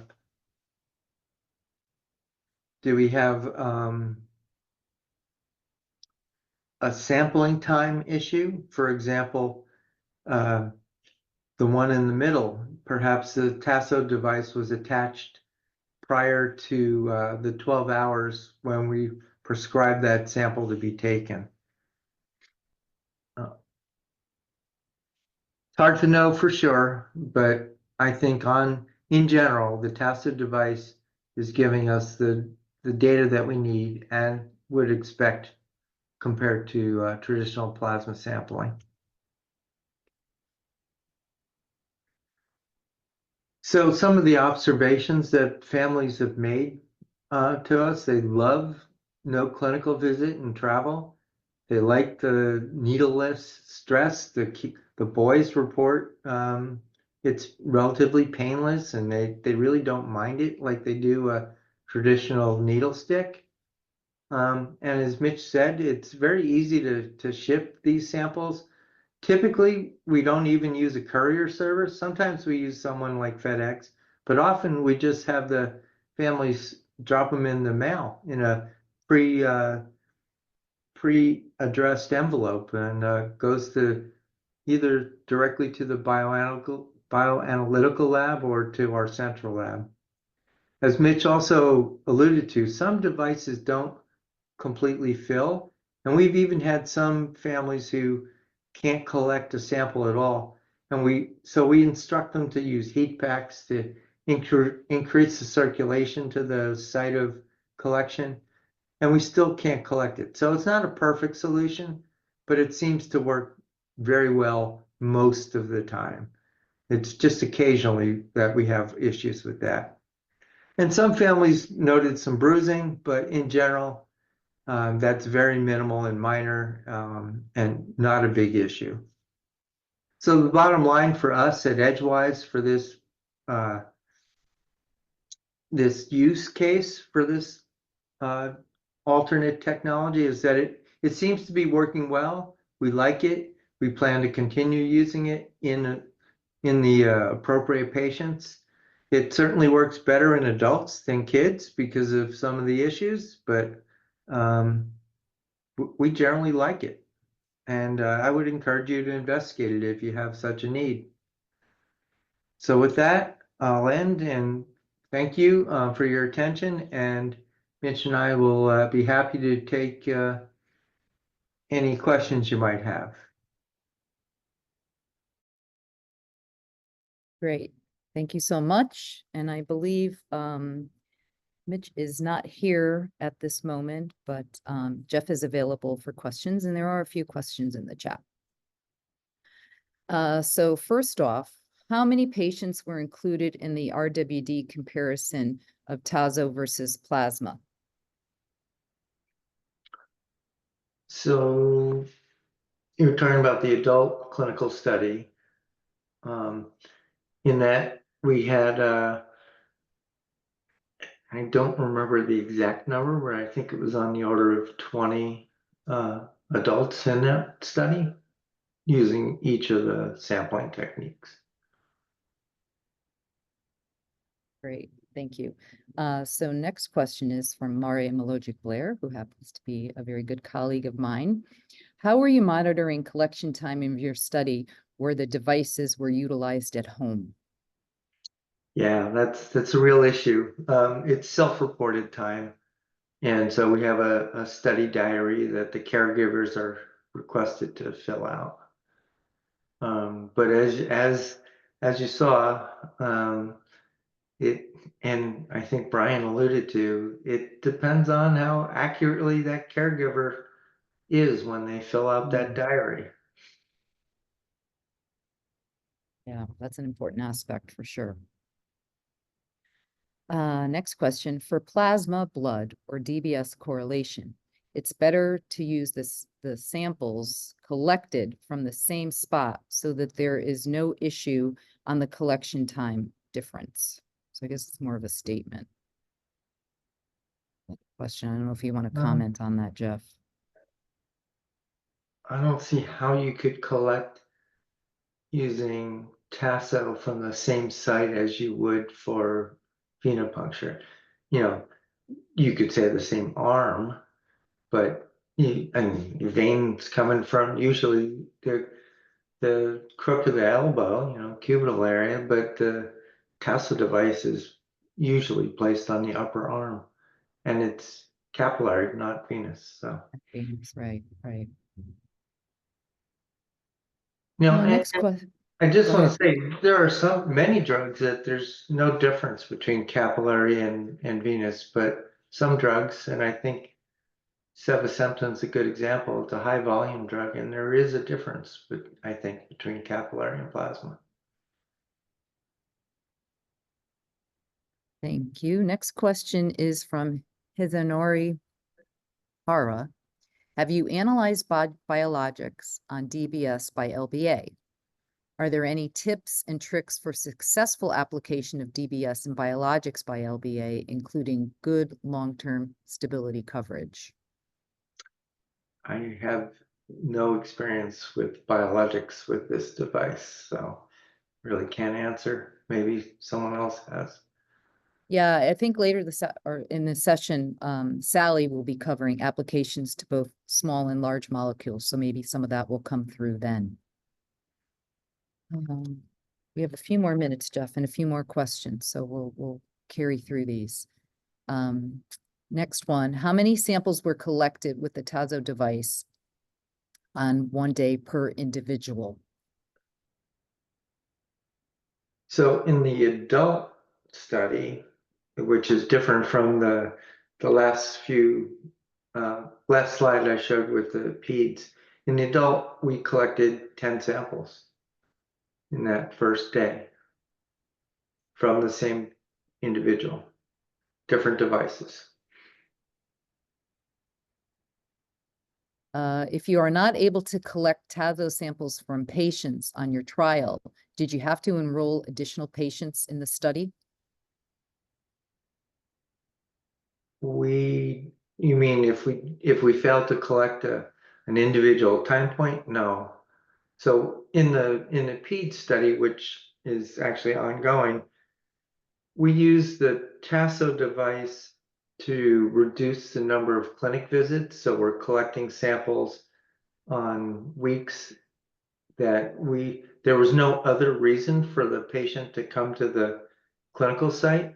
So we were collecting samples from them on those alternate times. But we don't enroll people or more individuals because we failed to miss a point. You know, we usually have plasma samples on either side of that Tasso sample. So we're filling in time points more than anything else with those samples. Great. For the bioanalysis, is it worth considering that the spiked blood samples used by the labs contain anticoagulant, while the samples collected from patients do not contain anticoagulant? Yeah, and that would be a standard validation issue where you're looking at the potential impact of the anticoagulant. And so I think it's important to establish whether that effect happens. And if it did, then you might have to do something else, usually use a different anticoagulant. Now that's a good reason to be comparing plasma versus your dried blood spot. Great. And your final question, did you run multiple spots from the same collection for a variability check? Absolutely. Yeah. We through the validation procedure, as Mitch alluded to, we measured the impact of, is it sponge 1 versus 2 versus 3 or 4? What happens if they don't completely fill? Is sponge 1 still valid if we didn't get to sponge 4? Those are big issues that we certainly address through the validation of the technique. And I'll put a plug in for Veloxity here. They're a sponsor of today's meeting, but they're a great partner for us to work with, working through this thing. I had no prior experience with dried blood spots, and they were very helpful. Great. And we'll be hearing from them momentarily, actually. So thanks for that setup, Yeah. Jeff. Thanks to both you and Mitch for adding a great dimension to our program. And so now we will move on to our major sponsors. And I believe first up will be Matt from RedDrop Diagnostic. Great. Yes, thank you so much, Robin. And thank you to our great audience today. My name is Matt Buchanan. I serve as the product manager here at RedDrop DX. And I just wanted to take a few minutes to share with you a new collection modality on the market today, which is our first product, RedDrop 1. We just actually received our 510(k) clearance from the FDA this past March. And RedDrop 1 is a upper arm capillary lancet collection system that allows the user to collect over 550 microliters of whole blood into a compatible tube.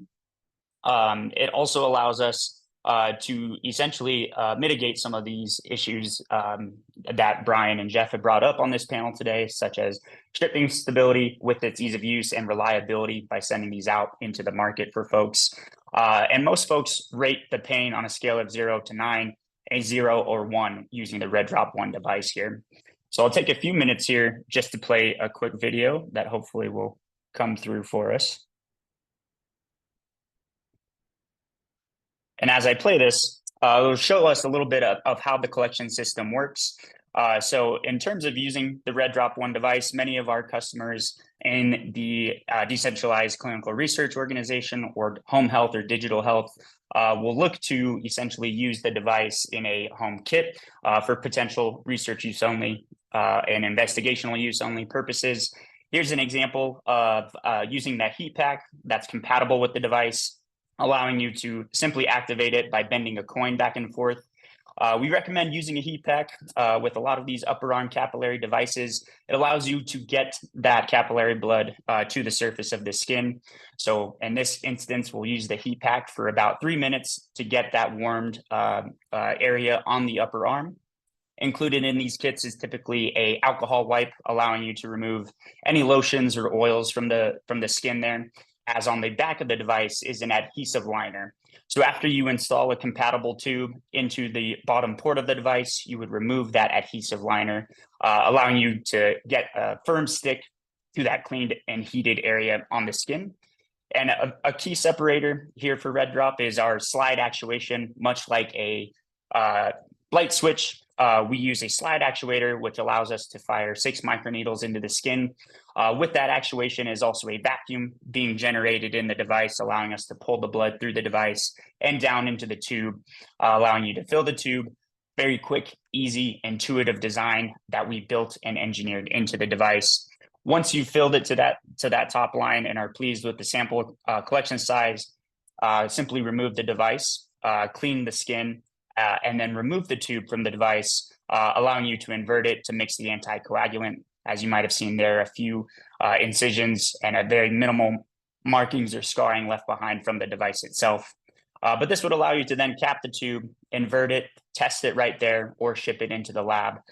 So our biggest ask here is just to get to know us, reach out, let us know how we can best support you, as we are very much excited in the vast interest and increased interest these upper arm capillary devices and really patient-centric sampling has garnered over the last few years. So we would love to continue to work with you, understanding the testing you're doing and understanding how RedDrop can help move this area of interest forward in the future. Great. Excellent. Thank you so much, Matt. Absolutely. Okay, so next up, we'll be hearing from Veloxity, and I believe Shane Needham will be presenting next.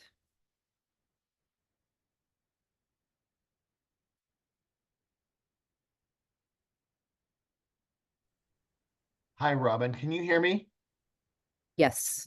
Yes, Excellent. and we see Robin, thank as you well. very much. And thanks to all the PBSS organizers, and patient-centric sampling is something that I am personally passionate about. I've been working in this area since like 2008, and certainly at Veloxity Labs, it's an area that we focus on, and it's a big part of our bioanalysis. So let me share my screen, figure all this out here.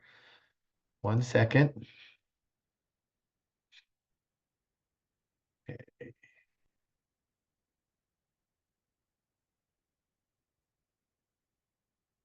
One second.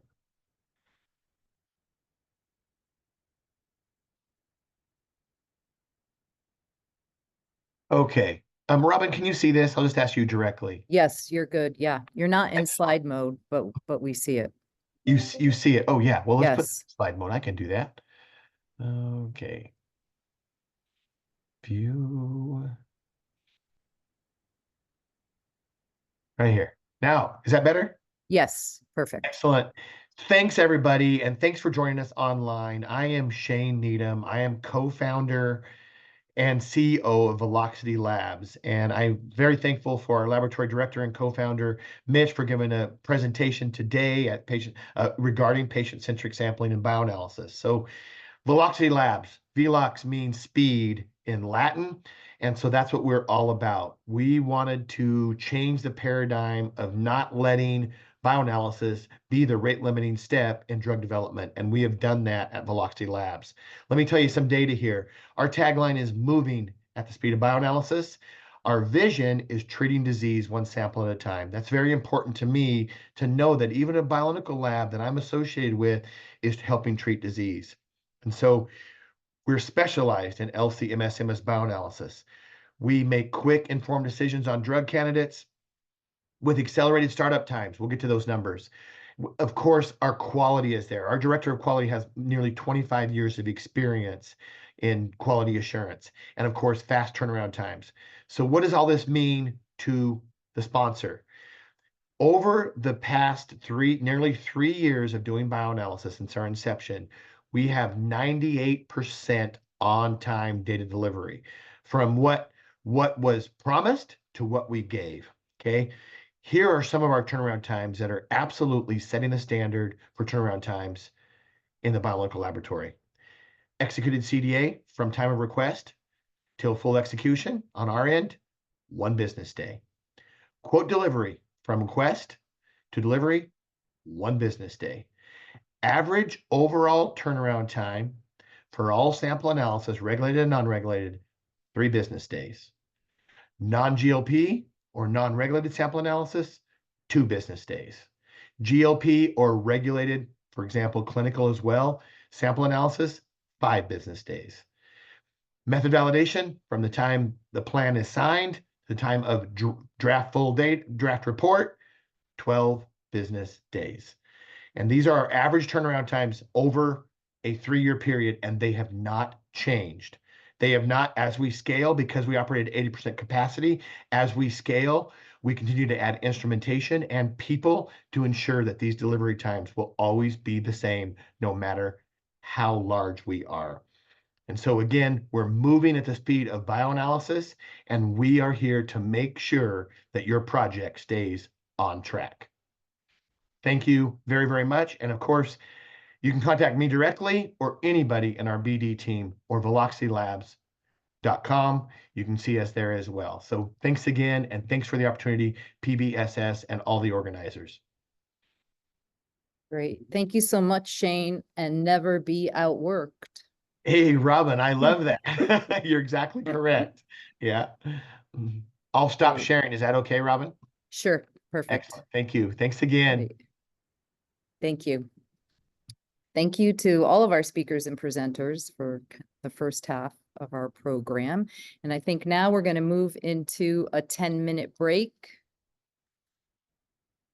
So we should plan to reconvene at 10:30. Is that right, Lynn? Are we on track? Yes, we are on track. 10:30, everyone. Awesome. Thank you. See you shortly. 9:30 West Coast time. You muted, but Yes, Robin was saying 10:30 yes. West Coast time. Yes, yes. We're all on different clocks. See you later.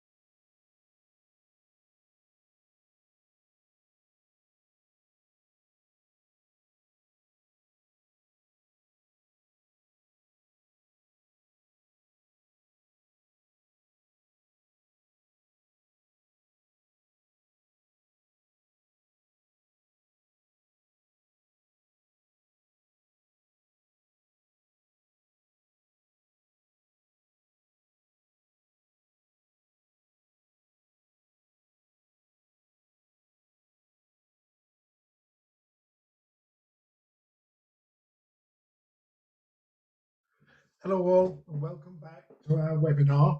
I hope you had a good break. Personally, I had some time for some dinner because it's evening for me in the UK. Been really enjoying the presentations so far. So really looking forward to the second half of our presentations. Next up, we have Katty Wan from Pfizer, who's going to be talking to us about patient-centric sampling for PK implementation considerations. And hand over to Katty. And please remember, if you've got questions, add them to the Q&A. And if we don't have time to fit them in the 5 minutes at the end of Katty's talk, we'll fit them into the panel discussion afterwards. So thank you all, and over to Katty.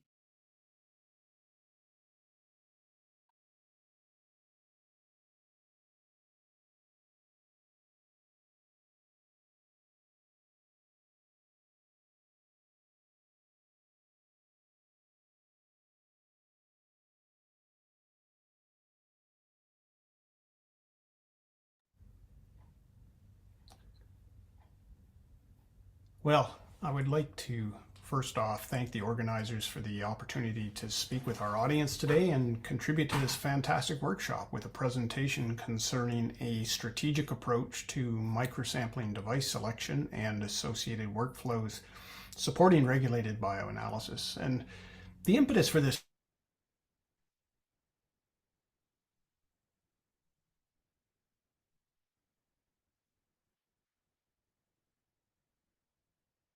Sorry there. Hopefully we'll have the correct presentation up for you in a moment. Apologize for that.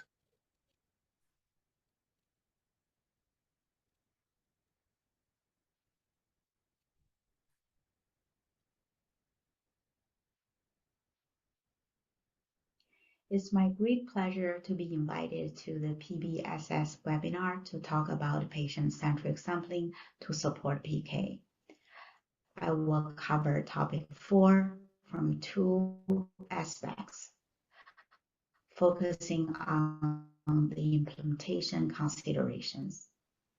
One aspect is bioanalytics, and the other is clinical operations. Both aspects are important to the success of implementation in clinical settings. Patient-centric sampling is an approach for obtaining high-quality blood samples from humans at any time in any location for the determination of circulating concentrations of molecules of interest. The aim of patient-centric sampling approach is to minimize the impact on the person from whom the sample is being collected and enrich the PK dataset by providing flexibility for sampling. In some cases, it may be possible for the person to collect sample themselves or with the help of a caregiver. Pfizer clinical pharmacology and clinical bioanalytics have made patient-centric PK sampling central to the pursuit of maximum impact to patients. Over the last 3 years, clinical pharmacology and clinical bioanalytics developed critical partnership with leading industry device and service providers. Feasibilities was explored in multiple programs with successful implementation in selected studies to enrich the PK dataset.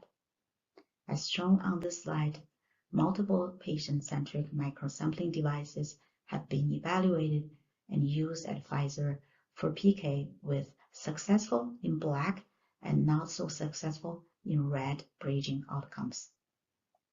In addition, 2 playbooks were developed by multifunctional line teams based on recent clinical implementation experience. One playbook is targeted for clinical teams. The other playbook is focused on PK evaluations, where guidance is provided to ClinPharm leads and clinical assay leads with regard to when and how to implement patient-centric sampling for PK. Now, let us dive into the key points for considerations based on the 2 playbooks. First point for consideration is related to device selection. device selection is mainly driven by assay feasibility and study needs. For global studies with multiple sites, device approval status and local regulations requirements can also contribute to the device selection. The limited duration team has come up with a decision tree to guide device selection. If the analyte is not stable in whole blood or plasma serum, we recommend proceed with traditional venous liquid sampling, where stabilizer can be added at appropriate step. If the analyte is stable and at-home sampling is preferred, we proceed to the next question, which is whether we have consistent blood-plasma ratio. If the blood-to-plasma ratio is consistent with regard to subject, concentration, and time points, we select dried blood format because it's the simplest for participants to collect at home. It does not require sample processing and cold or frozen storage. Therefore, it has the least burden to patients, caregivers to do at home. If we do not have consistent blood-plasma ratio, a device for liquid blood collection is recommended. In this case, different models of devices may be considered based on the required blood volumes. For example, we may select Teso Mini in most pediatric applications to conserve blood volume. With any liquid blood sampling, sample processing to generate plasma or serum is needed. Most likely, cold chain condition is required. As a result, implementation of liquid sampling for PK is well accepted at clinical sites and somewhat limited by patients at home. Liquid sampling is straightforward for bridging, and dried blood sampling is more complicated for bridging because the analytical methods are more complex, and the application of blood-plasma ratio for concentration conversions can also introduce additional variabilities. We will get to that point later in this discussion. The objective of bridging is to demonstrate the PK samples obtained from the same or different matrices via different sampling routes produce equivalent analytical results. We got queried by study teams quite frequently with regard to the timing of conducting bridging studies. We developed two-step bridging and one-step bridging workflows over the past few years so that we can apply different bridging strategies at different stages of a clinical program. As the graphics shown here, the two-step bridging involves a feasibility evaluation using qualified methods and a smaller sample size to get an answer quicker with less resource commitment. It's normally done early in a clinical program. Based on program needs and assay feasibility outcome, a device is selected and a more dedicated bridging is conducted using validated methods. The one-step approach combines the feasibility evaluation and the dedicated bridging in one step. It's generally used in the late clinical development where we have accumulated a lot of experience with the compound. On this slide, I also listed some general practice we implemented. For accelerated programs, bridging is conducted in first-in-human using two-step approach. For normal programs, bridging is done after proof of concept using one-step approach in applicable studies. Multiple devices may be evaluated in the same study. For oncology programs, bridging is recommended in the first-in-patient expansion phase using one-step approach. Small sample size, for example, 40 data pairs for just the concentration bridging may be considered to minimize patient size burden. Now let us get back to the topic of obtaining in vivo blood to plasma ratio in order to convert the dried blood concentration data to their equivalent plasma data, if bridging is intended to make a comparison with the plasma concentrations. One venous draw can produce both whole blood and plasma samples for blood to plasma ratio determination. For healthy volunteers, minimally 2 concentration levels and 30 to 40 data points are needed. Blood to plasma ratio is considered consistent without significant concentration and/or subject dependency if the overall CV is less than 15%. From practical point of view, consistent blood to plasma ratio is a prerequisite for implementing dried blood sampling if historical exposure data are collected from plasma. This is due to the difficulty to collect individual blood to plasma ratio from every single subject in a large clinical trial, and diminish the benefits or increase the burden to participants by doing so. To thoroughly evaluate the in vivo BP ratio, ensure concentration coverage and subject coverage during study design. It's worth to point out blood to plasma ratio needs to be verified in special populations such as diseased, renal or hepatically impaired, and pediatric. Lastly, consult and gain alignment with regulators if in vivo blood to plasma ratio is not planned, to avoid data rejections by the regulators due to the lack of blood to plasma ratio. One important aspect of implementing patient-centric microsampling is assay concordance monitoring in the study. This is super critical because if assay concordance is not maintained, the data collected using the microsampling device may not be accepted by regulatory agencies. However, there is no specific recommendations on how to conduct assay concordance monitoring in clinical studies, especially in special population after successful bridging in healthy adult population. In order to conduct assay concordance monitoring, time-matched venous plasma and microsampling samples are needed, adding additional burden to participants and clinical sites. It can lead to reduced benefits to participants. Therefore, we want to balance the concordance monitoring with patient centricity. We propose concordance monitoring should be done once in each different population, for example, healthy and diseased, as soon as possible to detect any potential issues. We propose collect time-matched venous and microsampling samples in about 10% of the study participants to check assay concordance. For 2/3 of the data pairs, the percent difference should be within ±20% of the mean values.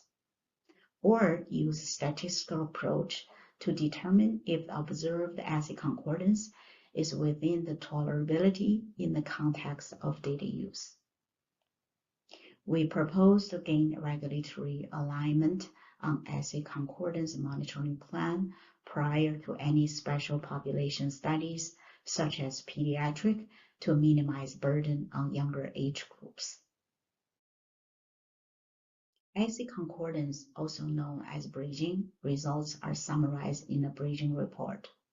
This report can be used, number one, for protocol submissions where patient-centric sampling device will be used as an investigational use only in populations or countries where the device is not already approved. Number two, for regulatory communications.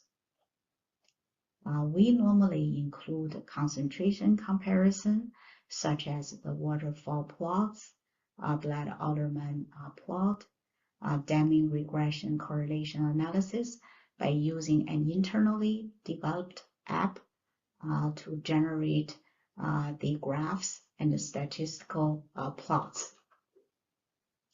We use the incurred sample reproducibility acceptance criteria for concentration bridging, even though the concentrations being compared are not measured from the same set of samples.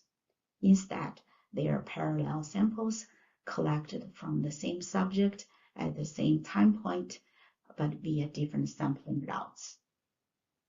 We also include exposure comparison using BE criteria when feasible. When we develop a protocol where a patient-centric microsampling device is planned to collect PK samples, here are a few items we need to pay attention. In the medical device section, no need to populate, even though some devices obtained regulatory approvals as medical devices. We just need some general description in the PK section. In the adverse event section, report AEs related to device use will need to be added. For device malfunctions, reporting will be done via site.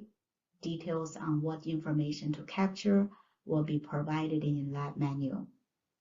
For the device approval status, if device cannot be used due to local regulations or requirements, we recommend use flexible wording such as local regulations and IRB, EC allow, or use country-specific amendment to collect alternative samples.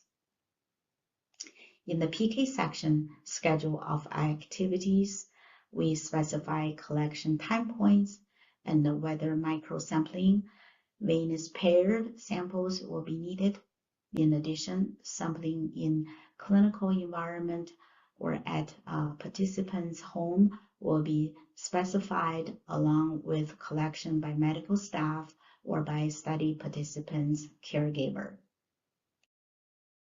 As mentioned in previous two slides, attention needs to be paid with regard to device approval status in different countries, regions, or populations for global trials.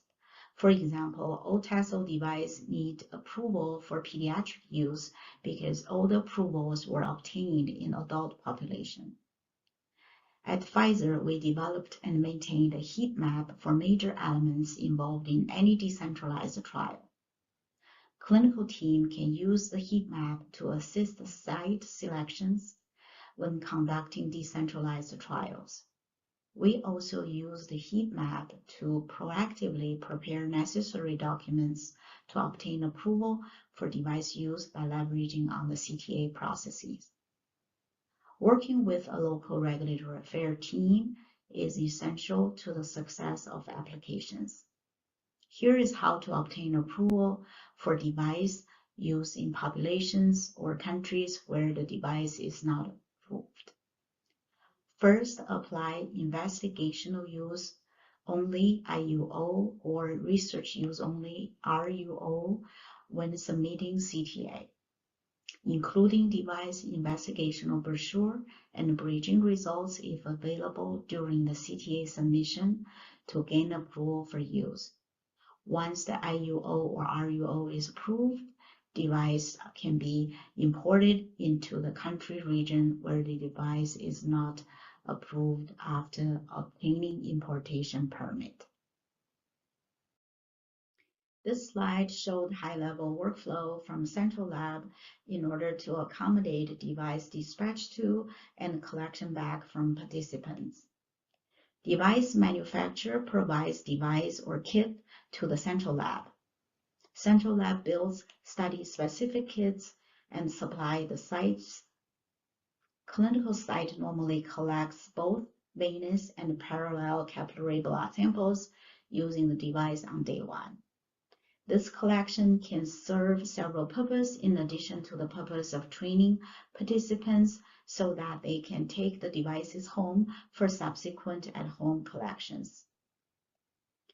Participants take the collection kits back home and follow the patient-facing document to collect the samples on the required days and at the required times. Portals, videos, and live phone help are available to assist the participants or caregivers. In some cases, home health provider nurse may be available to be present to facilitate sample collection at home. The samples are stored at the participant's home per the instructions provided by the patient-facing document until they are either picked up by the central lab's courier service or brought back to the site by the participants during the next scheduled site visit. All samples received at central lab are then verified, packaged, and sent to analytical lab for analysis. When a patient-centric microsampling device is used in a study, patient-facing documents and the site training documents need to be developed in addition to routine lab manual. Lab manual is needed to capture what sites need to do when participant caregiver is on site. This may include sample collection and the demonstration of microsampling device. In some cases, time-matched sample collection from microsampling device and venous sampling for assay concordance monitoring may be conducted, taking advantage of the participants' on-site time. Patient-facing document in local languages needs to be developed to capture what patient caregiver needs to do for at-home sampling. It might be formatted into participant diary with other tasks.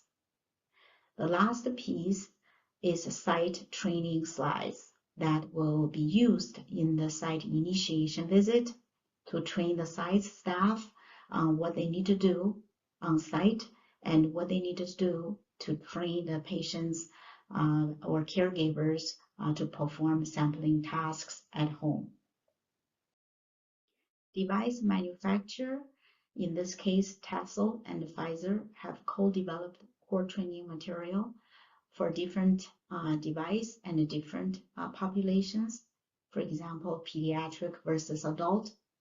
The core training material will be used to develop study-specific training slides that will be used during the site initiation visit meeting.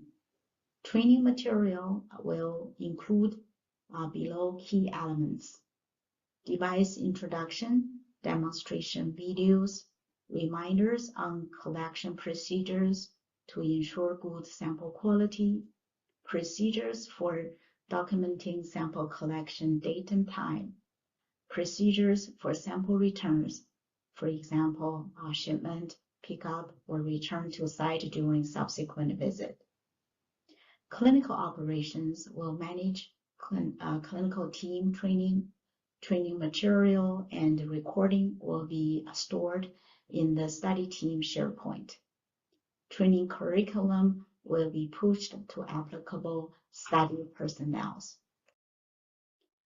Both device malfunctions and the device use-related AEs need to be reported back to device manufacturer.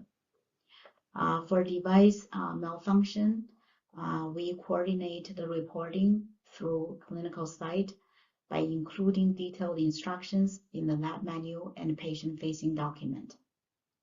For device use-related AEs, we capture the needs for reporting in the AE section of the clinical protocol. During the site initiation visit meeting, we discuss these topics with sites to ensure compliance. Lastly, I want to thank our collaborators, partners, and management for their support.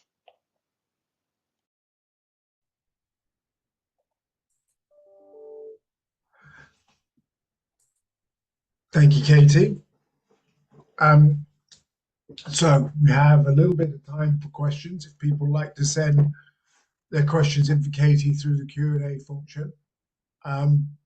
To get us started, I have one for you, Katie.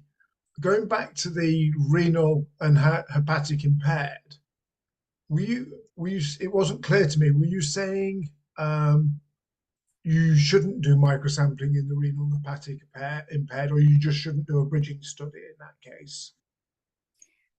Current recommendation is not to use the microsampling device because, first of all, those studies normally are not a lot of patients. Second, is normally done on the site for safety reason. Third, the blood plasma ratio, especially if you're using a dried blood approach, may be different than the healthy population. To collect that additional sample, put additional also burden to that subset of population. So our current recommendation is not to do these with microsampling device. Okay, that makes a lot of sense. I really like the outline you gave there, Katie. Just really comprehensive and hopefully helpful to all the people considering using patient-centric sampling. That your playbooks are very useful information for all of us. So thank you for sharing all of that. It looks like we don't have any other questions coming in at the moment. So I guess we'll move on to our next presenter. So thank you so much, Katie. And we're going to move on to Jeff Plomley, who you had a little sneak preview of about half an hour ago. So Jeff joins us from Alta Sciences. He's a bioanalyst, and his talk is about a strategic approach to microsampling device selection and associated workflows supporting regulated bioanalysis. The floor's all yours.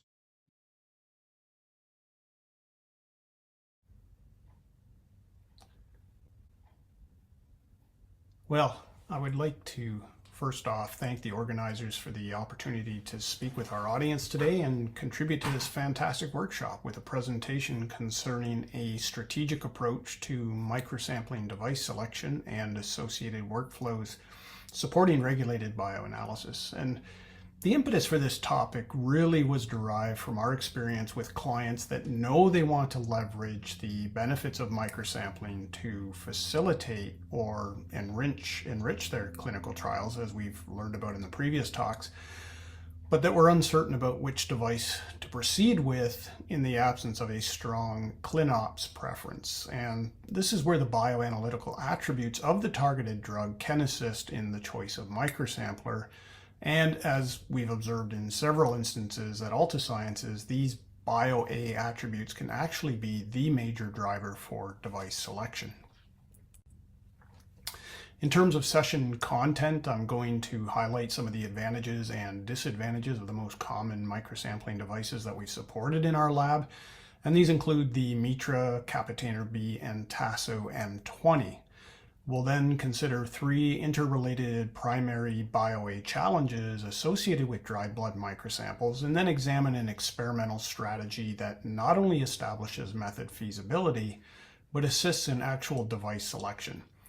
I'll next introduce impact-assisted extraction as a device-independent sample preparation workflow that's proven to mitigate 2 of the 3 primary BioA challenges to ensure accurate and precise drug quantitation. And then we'll examine a couple of case studies which exemplify the relevance of the sampling substrate and strategies for overcoming matrix-dependent analyte instability. I'll start the device overview with that most historically supported in our lab, and that is the Mitra VAMS, introduced around 2015. I believe it was, maybe 2014, as a solution to eliminate the hematocrit bias on sampling volume, which it does exceptionally well. Its substrate is based on a proprietary hydrophilic sintered thermoplastic porous rigid polymer that's anchored to a plastic handler, making it straightforward to orient the tip with the surface of fingerstick blood. The sampling is relatively quick, around 6 seconds, self-indicating, and the collected blood is dried quite rapidly in around 2 hours at room temperature in the presence of desiccant. Substrates are available between 10 and 30 microliters, and replicate sampling is facilitated by inclusion of a clamshell design that allows 2 or 4 collected samples. It is a direct to substrate sampling device, which on one hand eases the collection process. However, it can lead to occasional incomplete sampling or oversampling. And of course, there is no tamper resistance pre or post sample collection. The next device supporting fingerstick collection that has garnered a lot of deserved attention is the Capitainer B, in part because it uses traditional cellulose media, for which a plethora of published methodologies exist, given its early predominance as the material of choice for dried blood cards, and because its unique architecture incorporates an extremely accurate and precise microfluidic channel for the volumetric deposition of 10 microliters of blood onto Ahlstrom 222 pre-cut discs whose actual capacity is 20 microliters. It has a discrete sampling inlet, so it's not direct to substrate, and it is engineered with a waste absorbent that collects blood volumes that exceed the capacity of the capillary channel. So in this manner, one simply cannot oversample. Now, the entirety of the Capitainer B is housed in a foldable card format. And here I've shown on the left the outer and inner view of the device when unfolded. On the outside is the name of the product with a large area for labeling, and beneath that is where the lab accesses the DBS sample, which lays underneath the pair of vented flaps. The inside bottom of the unfolded card is where we sample a blood drop from a finger stick, and at the top there are clear sampling instructions which indicate to apply one big drop to the sampling inlet for 1 second. There are 2 sample inlets to allow for replicate sampling. One then waits around 20 seconds for the blood spot to appear in the translucent window, indicating successful transport to the discs. And back at the lab, we can access the microsamples from underneath those vented flaps. So mechanistically, how does the device work? Well, it controls the timing sequence of event by the thickness dependent dissolving time of the thin dissolvable film, or TDF. When a droplet of unknown blood is applied to the inlet, the capillary microchannel fills to capacity while the TDF at the inlet starts to simultaneously dissolve. And once that inlet TDF dissolves, there's a breakthrough of blood to the waste absorbent below. And it's this breakthrough that causes a pinch off at the inlet of the capillary microchannel. The TDF at the outlet then starts to dissolve, and the microchannel volume empties through the outlet, facilitated by those capillary forces that occur during absorption of blood onto the cellulose disc. And I have to say that the Capitainer B performance is impressive, as our evaluations have indicated that QCs applied at the inlet in an excess of blood between 20 to 50 microliters in order to emulate study samples were well within acceptance criteria when quantified against a calibration curve that was introduced by positive displacement pipette directly onto the pre-cut cellulose discs. And if anyone is interested in the data from our evaluation of the Capitainer for quantitative BioA, please reach out, and I'm happy to pass that presentation from the AAPS along. Next up is the Tasso M20, which I don't need to spend much time on, as the previous talks have covered much of the device attributes. I'll just mention, for the sake of the slides that follow, that like the Mitra, the blood pads are a rigid porous polymer that are housed in a cartridge. However, there is minimal venting in that cartridge for the blood pads, resulting in a prolongation of microsample drying time. And under these semi-wetted conditions, in the presence of lysed erythrocytes, some molecules may exhibit instability. The good news is that a next-gen design is on the way, the T20, and it promises improved drying rates. Finally, unlike fingerstick sampling, which represents an opportunity to wipe away the first drop of blood before actual collection, the on-body approach simply does not allow that. So consequently, the initial volume of blood collected on the first blood pad will contain interstitial fluid. And so homogeneity relative to the remaining 3 sequential blood pads is compromised, and therefore we do not analyze that first blood pad from study samples. So that's an overview of the three most used devices supported in our laboratory. And even though they each offer volumetric sampling regardless of hematocrit level, there are other interrelated challenges for the downstream BioA. And these include hematocrit-induced recovery bias, where extracted analyte yields decrease with increasing hematocrit, as noted by Mano et al. From the ESI lab back in 2015. And this tends to be more predominant with the highly porous, rigid polymeric substrates due to increasing erythrocyte concentrations trapping analyte in the pores of the media. And because our internal standard is not on the sampling substrate, it cannot compensate for variability in the desorption recovery of analyte. In addition to decreasing recovery with increasing hematocrit, we've also correlated increased blood hematocrit with analyte instability for some molecules. And to convolute matters somewhat even further, an apparent analyte instability may actually be age-related extractability. That is, as the microsample ages, reduced analyte response is due to a loss in recovery and not due to actual instability. In which case, an alternative sample preparation workflow might be in order, as reported by Chi et al. From the Merck lab, where an initial direct extraction approach led to a 20% reduction in response for microsamples aged 7 days when compared to 24-hour storage. But when a more aggressive sample preparation approach was used involving vortex mixing, sonication, and liquid-liquid extraction, consistently high recovery was achieved between 24 hours and day 35 microsamples. I'll also note that in the ESI method, when they pivoted from vortex mixing to sonication, that narrowed the recovery gap between low and high hematocrit. Finally, to close our triangle, we have observed that as hematocrit increases, age-related extractability can become more pronounced, and therefore the age of the microsamples and the hematocrit level one optimizes extraction methodology on can have an enormous impact on assay success. In our experience, workflows that eliminate hematocrit recovery bias have also successfully eliminated age-related extractability, and we'll discuss that workflow shortly. So in light of the discussed BioA challenges, we need to consider a strategic approach to method development that not only allows for the elucidation of those mechanisms that can influence assay performance, but also aid in device selection. And to do this, we optimize our recovery experiments based on microsamples prepared in the following fashion. We use low and high QC concentration levels to determine linearity and response at hematocrit levels of 25, 40, and 55%, applied to both rigid polymeric substrates, that is the Mitra and the Tasso, and to cellulose, the Kappa-Tainer B.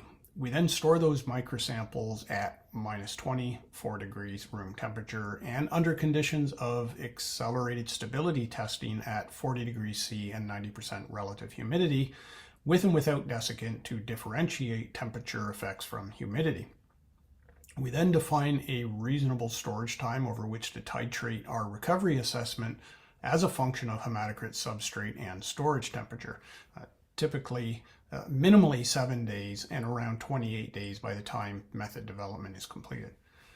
So with this experimental design, we can examine the interrelationship between hematocrit level, analyte stability, and age-related extractability, while also determining the role that the sampling substrate might play in either exacerbating or mitigating each of these occurrences. Now, in terms of sample preparation to determine recovery under each of the conditions in the experimental strategy, as mentioned, experience has taught that a technique which eliminates hematocrit recovery bias also eliminates age-related extractability. And this has been borne out by the successful implementation of impact-assisted extraction on over 15 validated assays, all without ISR failure. And here's how impact-assisted extraction works.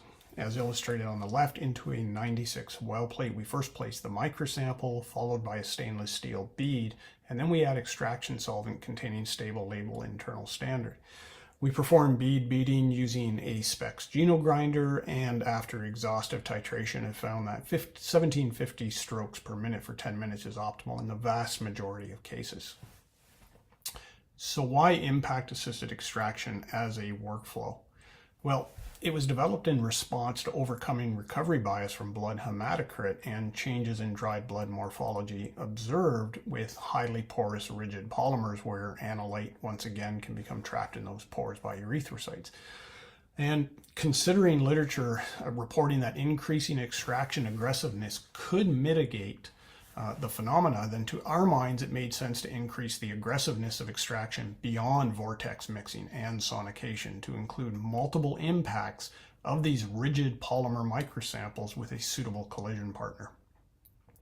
The idea is to shear away the outer dried blood layers and to further compress the substrate upon impact, resulting in analyte desorption, followed by absorption of solvent upon reformation of the tip, much like the soaking and wringing out of a sponge. And this repeated compression reformation facilitates transport and solubilization of analyte from the porous substrate.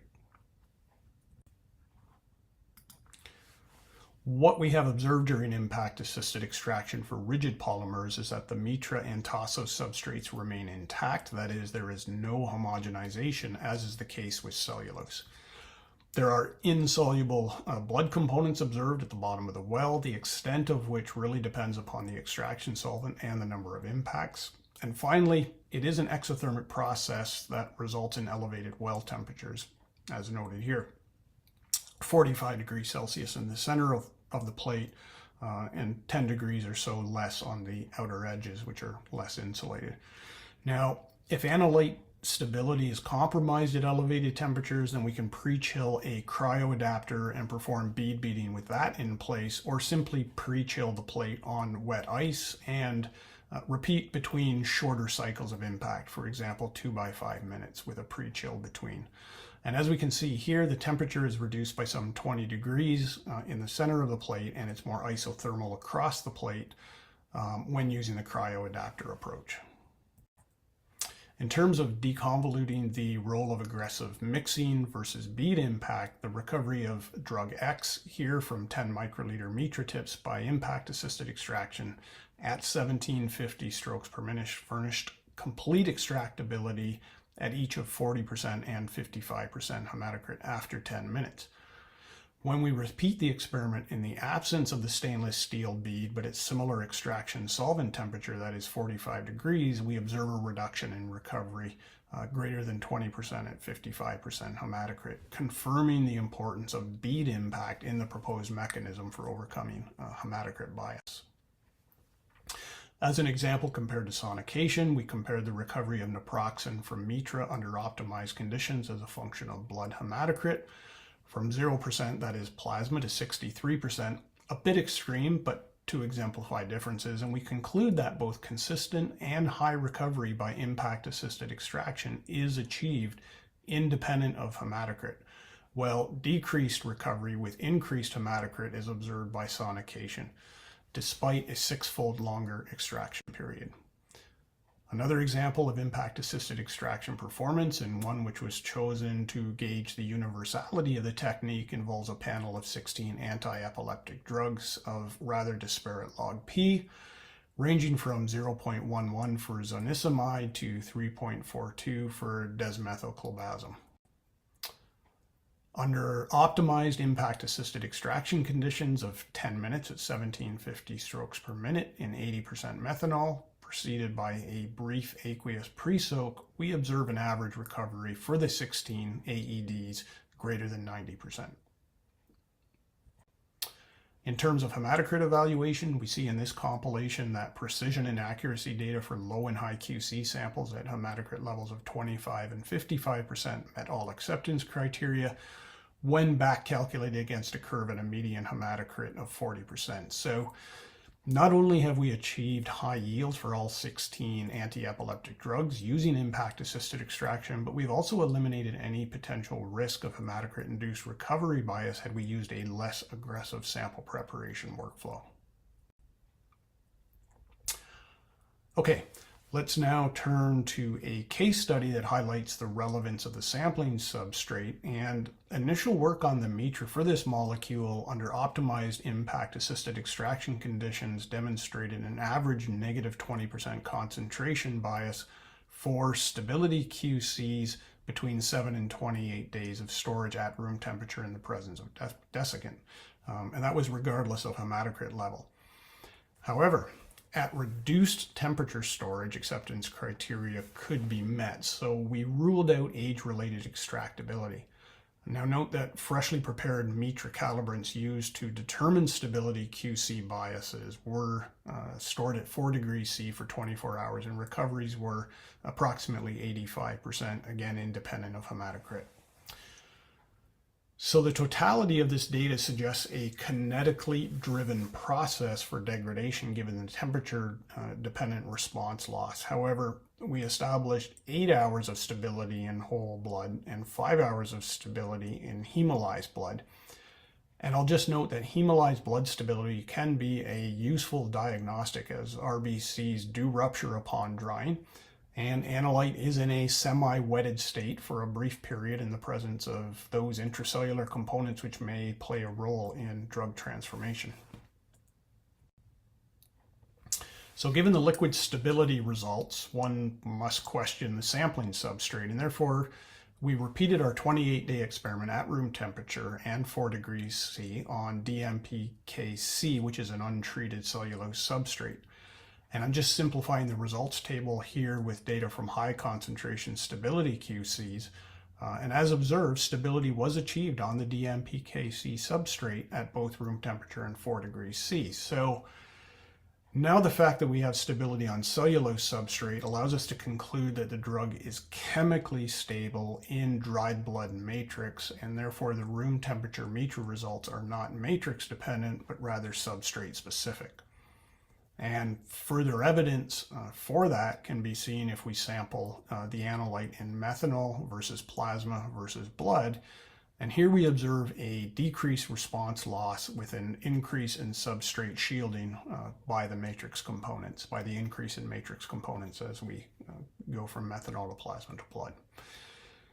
I'd like to just point out that this work was conducted prior to Capitainer B product availability, but most certainly these results were an impetus for screening cellulose substrates early on in the method development process.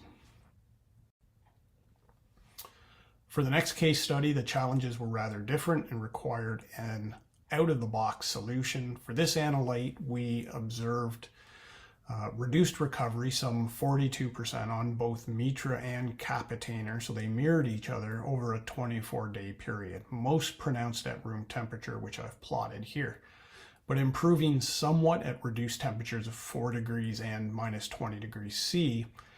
However, our client insisted that reduced temperature storage over a truncated period in order to meet acceptance criteria for stability was not an option for the study, and so we were tasked with make it work at room temperature.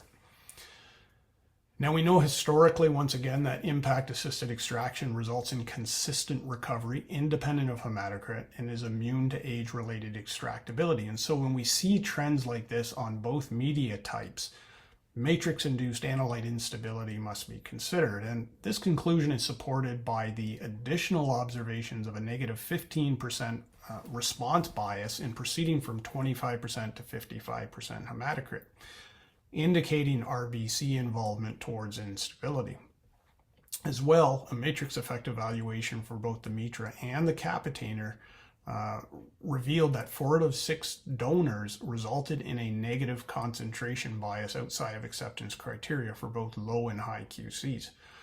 Donor 6 was used for calibrant preparation in this data. And finally, although 5 hours of whole blood stability could be established, only 1 hour was achievable for hemolyzed blood. So given the structure of the analyte in this case study, which fortunately I cannot divulge the full structure other than to say it's a singly halogenated fused ring system with a primary amine, we proposed oxidative deamination to the ketone as the major degradation pathway. And therefore, we evaluated the pretreatment of the metra substrate with an aqueous solution of 1 molar ascorbic acid and dried the tips for 24 hours in the presence of desiccant. Now, this reduces the sampling volume by about 13%, but it does not impact the sampling rate, the wickability, or the precision and accuracy of blood collection. I'll also make note that at the time that these experiments were being conducted, we did not attempt to pretreat the capitainer due to concerns regarding potential dissolution of that thin dissolvable film, which would therefore foul the device performance. But my understanding from recent discussions with capitainer is that they will pretreat the cellulose discs prior to device assembly. When we now overlay the pretreated metra with that of untreated metra and capitainer, we observe some response loss up to 6 days, around 10%, which then levels off and is consistent for up to the 75 days evaluated within method development.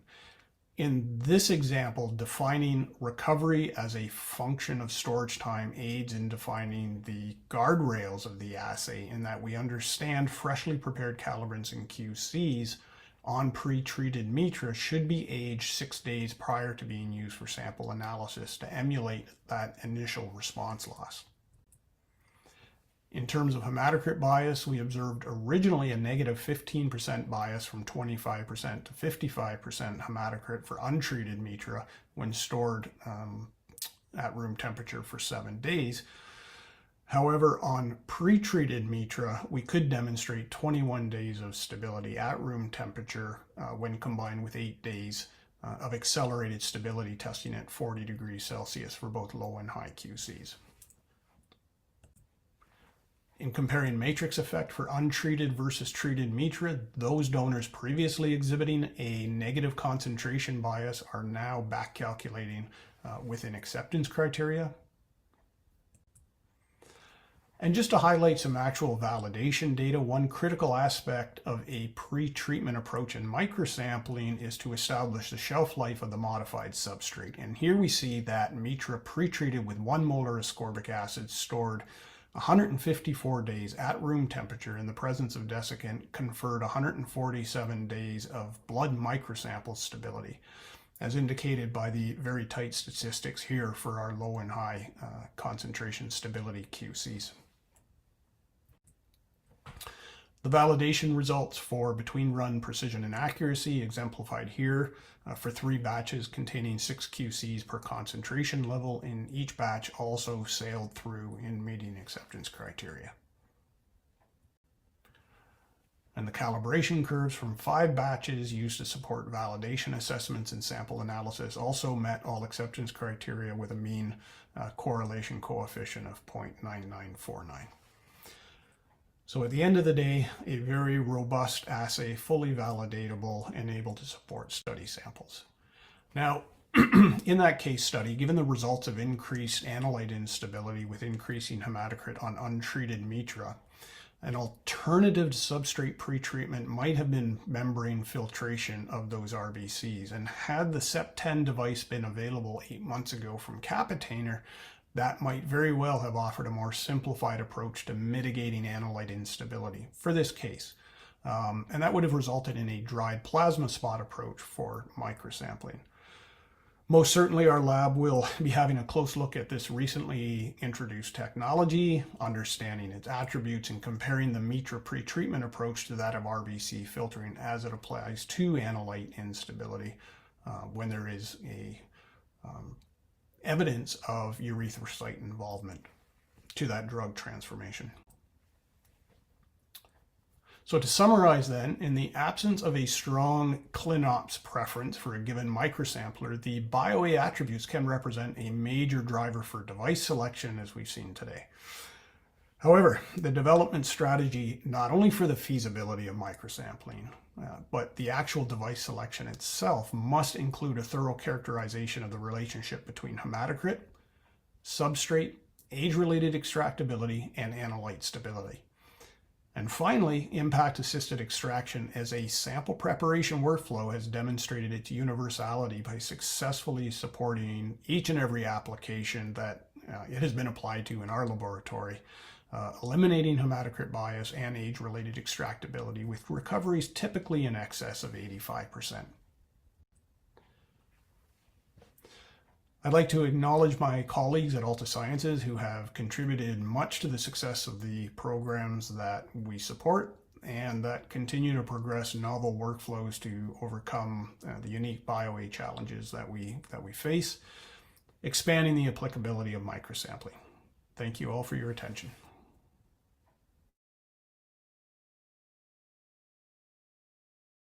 Thank you, Jeff, for a very comprehensive presentation. A lot of good science and a lot of good thinking put into that, as ever, with your presentation. So thank you very much.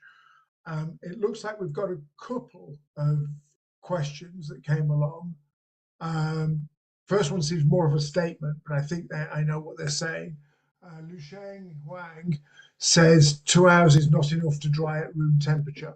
I think that was referring to the meter samples from earlier on in the presentation, Jeff. But just whether you've got any comments on that. Yeah, sure. I think, Neil, that's the minimum drying time recommended by Neoterics. And certainly if we use that minimum drying time in validation, we make sure that the recoveries for that drying time are equivalent to longer drying times that study samples would represent, for example. Yeah, and from my own experience and you know what you showed in your data, that you get continued drying effects over several weeks. But the fact is, it's kind of touch drying 2 hours, which means you can package it and ship it. And it will still be, you know, as long as you're shipping it with desiccant, it will still be drying and it will be safe during that time. So I think 2 hours is a good period to be able to just move it on and get it safe. Because the last thing you want to be doing is leaving it around the clinic to be, goodness knows what happens to it if you leave it around. Certainly. Most certainly. Yeah. So Li Sheng also had a comment. I think this was back to slide 16 when the question appeared. Saying it may not be a stability issue, rather an extractability issue. Well, we had consistent extractability as a function of storage time at reduced temperature. So I'm not sure why extractability would go down just because you store at room temperature. I mean, when you see a thermal bias like that, usually that's a kinetically driven process related to instability. Agreed. I had, please, if anyone else has any questions for Jeff, please send them in. I have a question of my own because you explored quite a lot of chemical space there with all those different log Ps. Just wondered whether you had any idea of what the different blood plasma ratios and plasma protein bindings were of those different molecules, because obviously it's not just the log P that's going to maybe affect that, because you've got these hematocrit effects and drying effects and shielding effects and everything. Just whether the blood plasma ratio bleeds into any of these recovery issues at all. Yeah, that's a good question, Neil, and that's a excellent avenue of further research and definitely on our radar. We are working on another class of compounds right now, which has an even larger range of log P, and that's something that we hope to look into. But yeah, those are excellent points. I wonder whether those compounds that you had with the log Ps, whether there are at least estimated blood plasma ratios or blood plasma protein binding values for any of them. So, you could almost get some of the data for free without having to do any Absolutely experiments. Just take a look at those correlations. Yes. Yeah. No, it's interesting. So it's this is all small molecule. Do you think the impact assisted extraction would work for other non-small molecule types of analyte at all? Yeah, Neil, we've applied it to monoclonal antibodies, antisense oligonucleotides. We published the ASO work last year in bioanalysis. If anyone's interested, I can pass that reference along. We have done MABs using on-tip digestion. That's where you see near quantitative recovery. If you remove the tip before doing the reduction, alkylation, and tryptic digestion, then you'll see much lower recovery. So the tip really needs to be in situ for those processes. And for the ASOs, that was a hybridization technique using the Fischer, so using complementary strand, etc.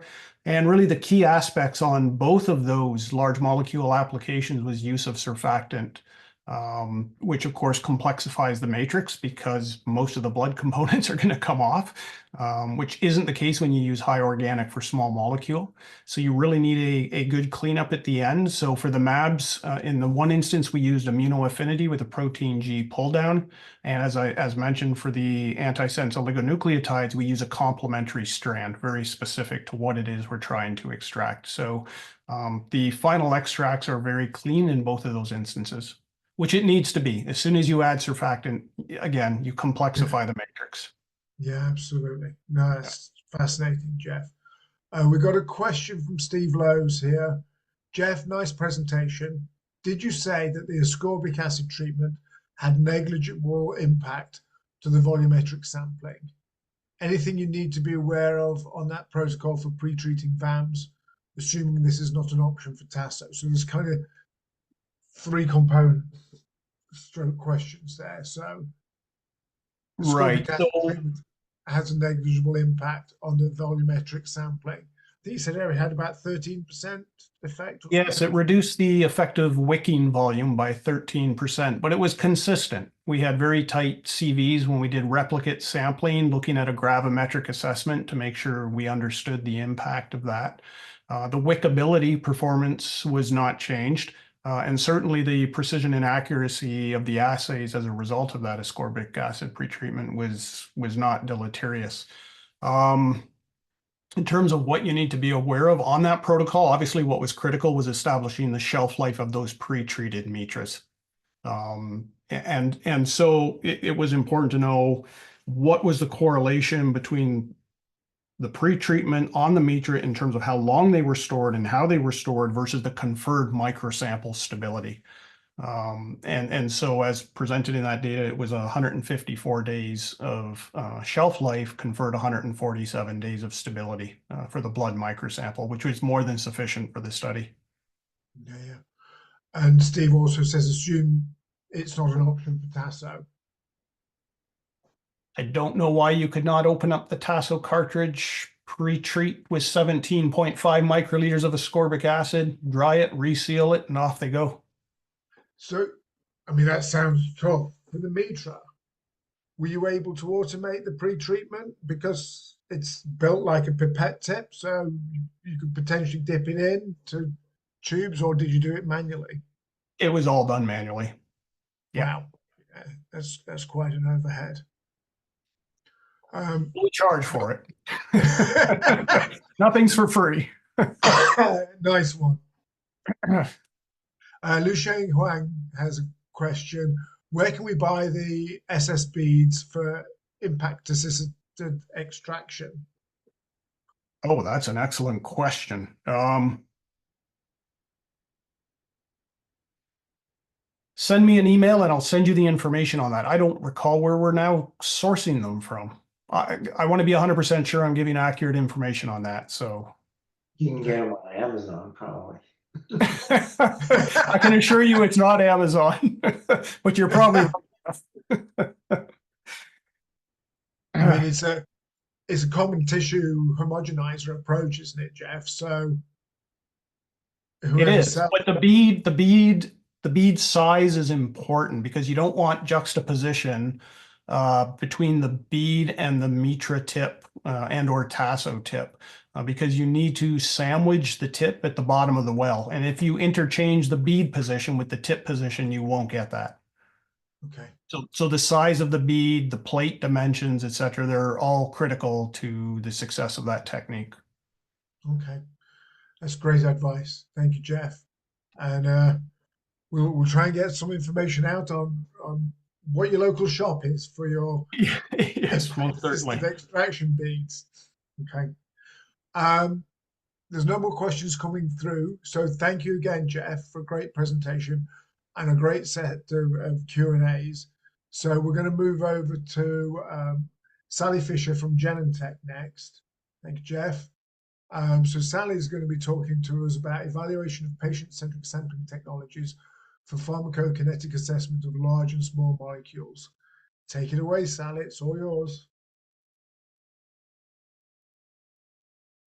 Thank you, Neil. I'm just getting set up here.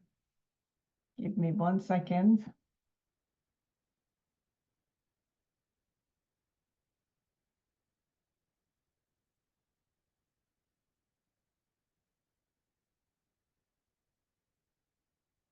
Can you see my desktop? Does it look okay? Yeah, Fine. looks good, Sally. Sorry. Okay, great. Well, I want to thank the organizers for inviting me to speak here today, and I'm very excited to share some of the findings from our lab with you.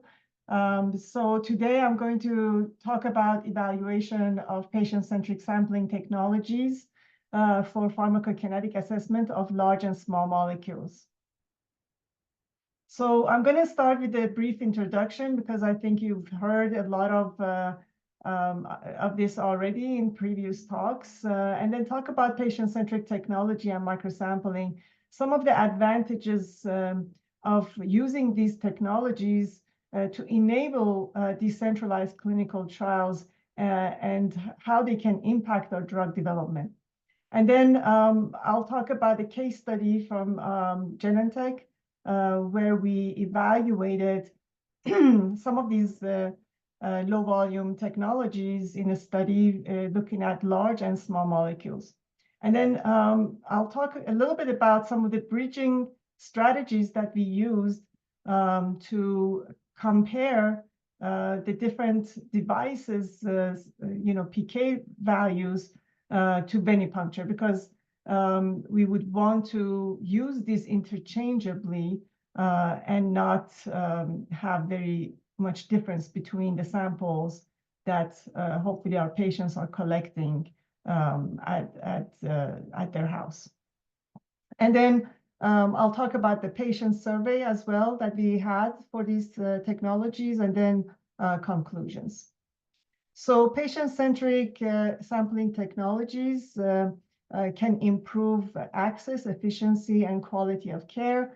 And we have been looking at different ways of making our clinical trials more patient-centric, and these include digital devices for real-time data collection, point-of-care devices for fast turnaround and quicker decision-making. And then, of course, the topic of today is low-volume sampling or home sampling collection devices. And all of these devices will be really important in making decentralized clinical trials a reality for our patients.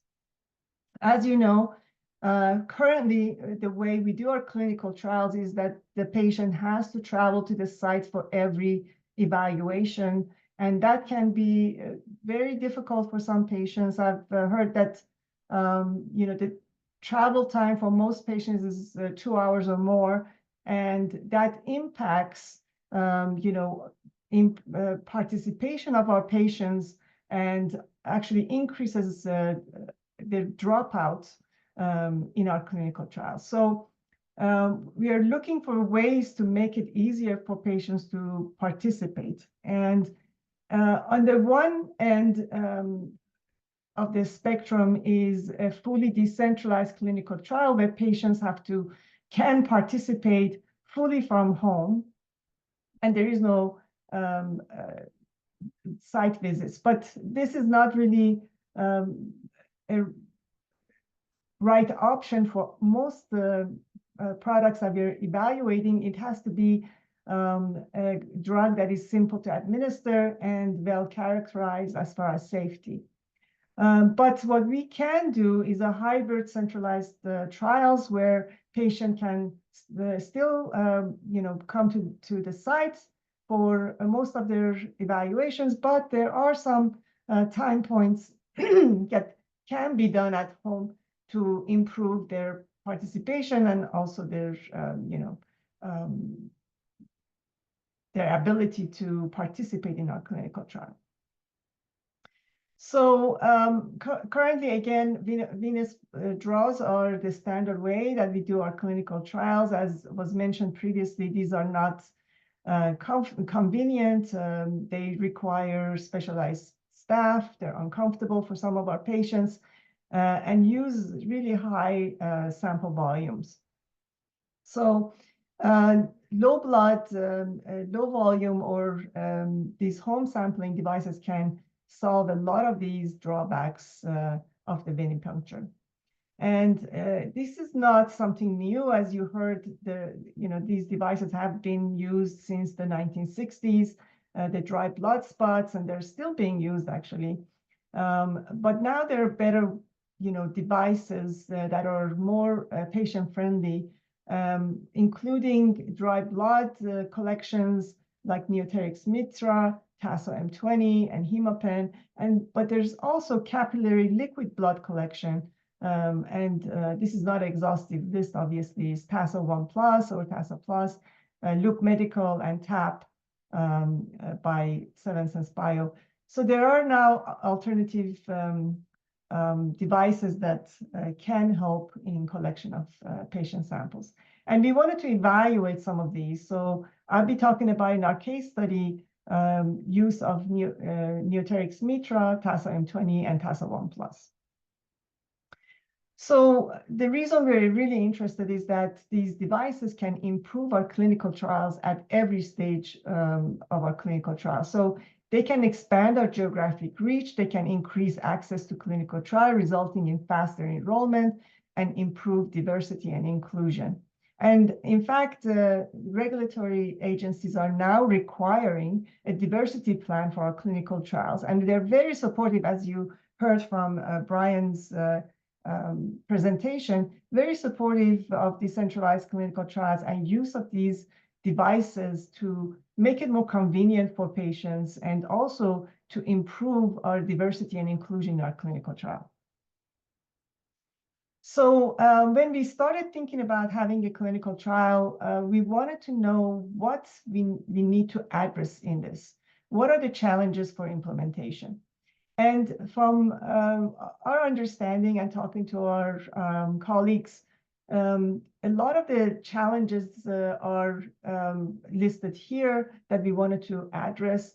One is comparison between site of collection. So as you saw, some of these devices collect blood from the fingertip. Some of them collect capillary blood from the shoulder or from the thigh or other areas in the body. And we wanted to make sure that not only they're comparable to venipuncture, the dry blood versus the liquid blood, but also the site of collection may make a difference. So that was one of the things that we wanted to look at. We also wanted to look at the sensitivity that we would get from using these devices, the stability of our compounds, large and small molecules with these devices. Can we extract, as you just heard, from these dry blood collection devices? Can we use these interchangeably? And I think this was the biggest thing that we wanted to make sure we address, because to use these devices, we need to be able to use them with all the collections that are being done at the site with venipuncture. So we need to make sure that the data is very comparable. And then there are logistical issues. Can we centrifuge the samples, liquid samples? How long can we wait before we centrifuge them? What is the shipping requirements? Can we time and date stamp the samples? And patient compliance. A lot of these you already heard. Clinical site and patient training. And then there is also an increase in complexity in our protocol and CRO readiness, and that can prevent some of our studies to actually use these devices. So how can we make it easier? And then regulatory approval in each country, which can make it difficult to implement. So now I'm going to talk about the case study, the microsampling study that we did. This study started in January of 2022, and we were done with our last patient in May of 2022. And the objective of our study was to determine if the low volume sampling devices can be used as an alternative method of sample collection for determining PK with results that are comparable to venipuncture. And we did this with a single dose of our study drugs. We had 10 volunteers per arm, and we looked at, as I mentioned, 2 large and 2 small molecules, and we also looked at biomarker. And so our co-primary objectives were to look at PK assessment. So we were able to look at PK profiles with all these molecules, and then bioanalytical assessment to make sure that we are seeing comparable results to venipuncture. So we tried our best to come up with a way of looking at as wide a difference of molecules and methods as possible. So we used 2 large molecules, crenizumab, which has the IgG4 backbone, and it was administered IV, and the detection method was ELISA. Etrolizumab, which is an IgG1 backbone, it was administered sub-Q, and the detection method was GyroLab. We also had MADCAM as a biomarker for etrolizumab, which was also evaluated on GyroLab. And then we had 2 small molecules. One of them, which is an internal molecule, GDX, with the blood-to-plasma partitioning, which is less than 1, and it was evaluated on LC-MS. And on the other spectrum, we looked at a molecule that is very different, hydroxychloroquine, which has a blood-to-plasma partitioning, which is reported in the literature very widely, between 5 and 16 blood-to-plasma partitioning. So we were hoping to look at all these molecules to be able to really evaluate these devices. So again, the devices we were looking at was Mitra, Tasso M20, and Tasso Plus, comparison to venipuncture. So here are the devices again, and it just shows you, what volumes they can collect, where the site of collection is. Again, a Mitra is a dry blood from the fingertip versus Tasso M20 is a dry blood from the upper arm. And then Tasso Plus was also done from the upper arm. And we also looked at the ease of use of these technologies by having a site administered as well as self-administered for Mitra and Tasso 1 Plus. With Tasso M20, we didn't do that because we were collecting a lot of samples, and Tasso M20 and Tasso 1 Plus are very similar in collection. So here's how many basically samples we were collecting. You can see that there's a lot of samples collected on the first day because we wanted to get the PK profile. This is for the 2 large molecules. And you can see that we had site administered for Tasso 1 Plus and Mitra. And we also had M20 sparsely, collected because we didn't want to collect too many samples from the patients, and then self-administered with Tasso 1 Plus and Mitra. And this sample collection was even more extensive when you look at for the small molecule GDCX. On that first day, we had so many samples collected from the patients. So I think about 10 or 11 samples collected from the patients.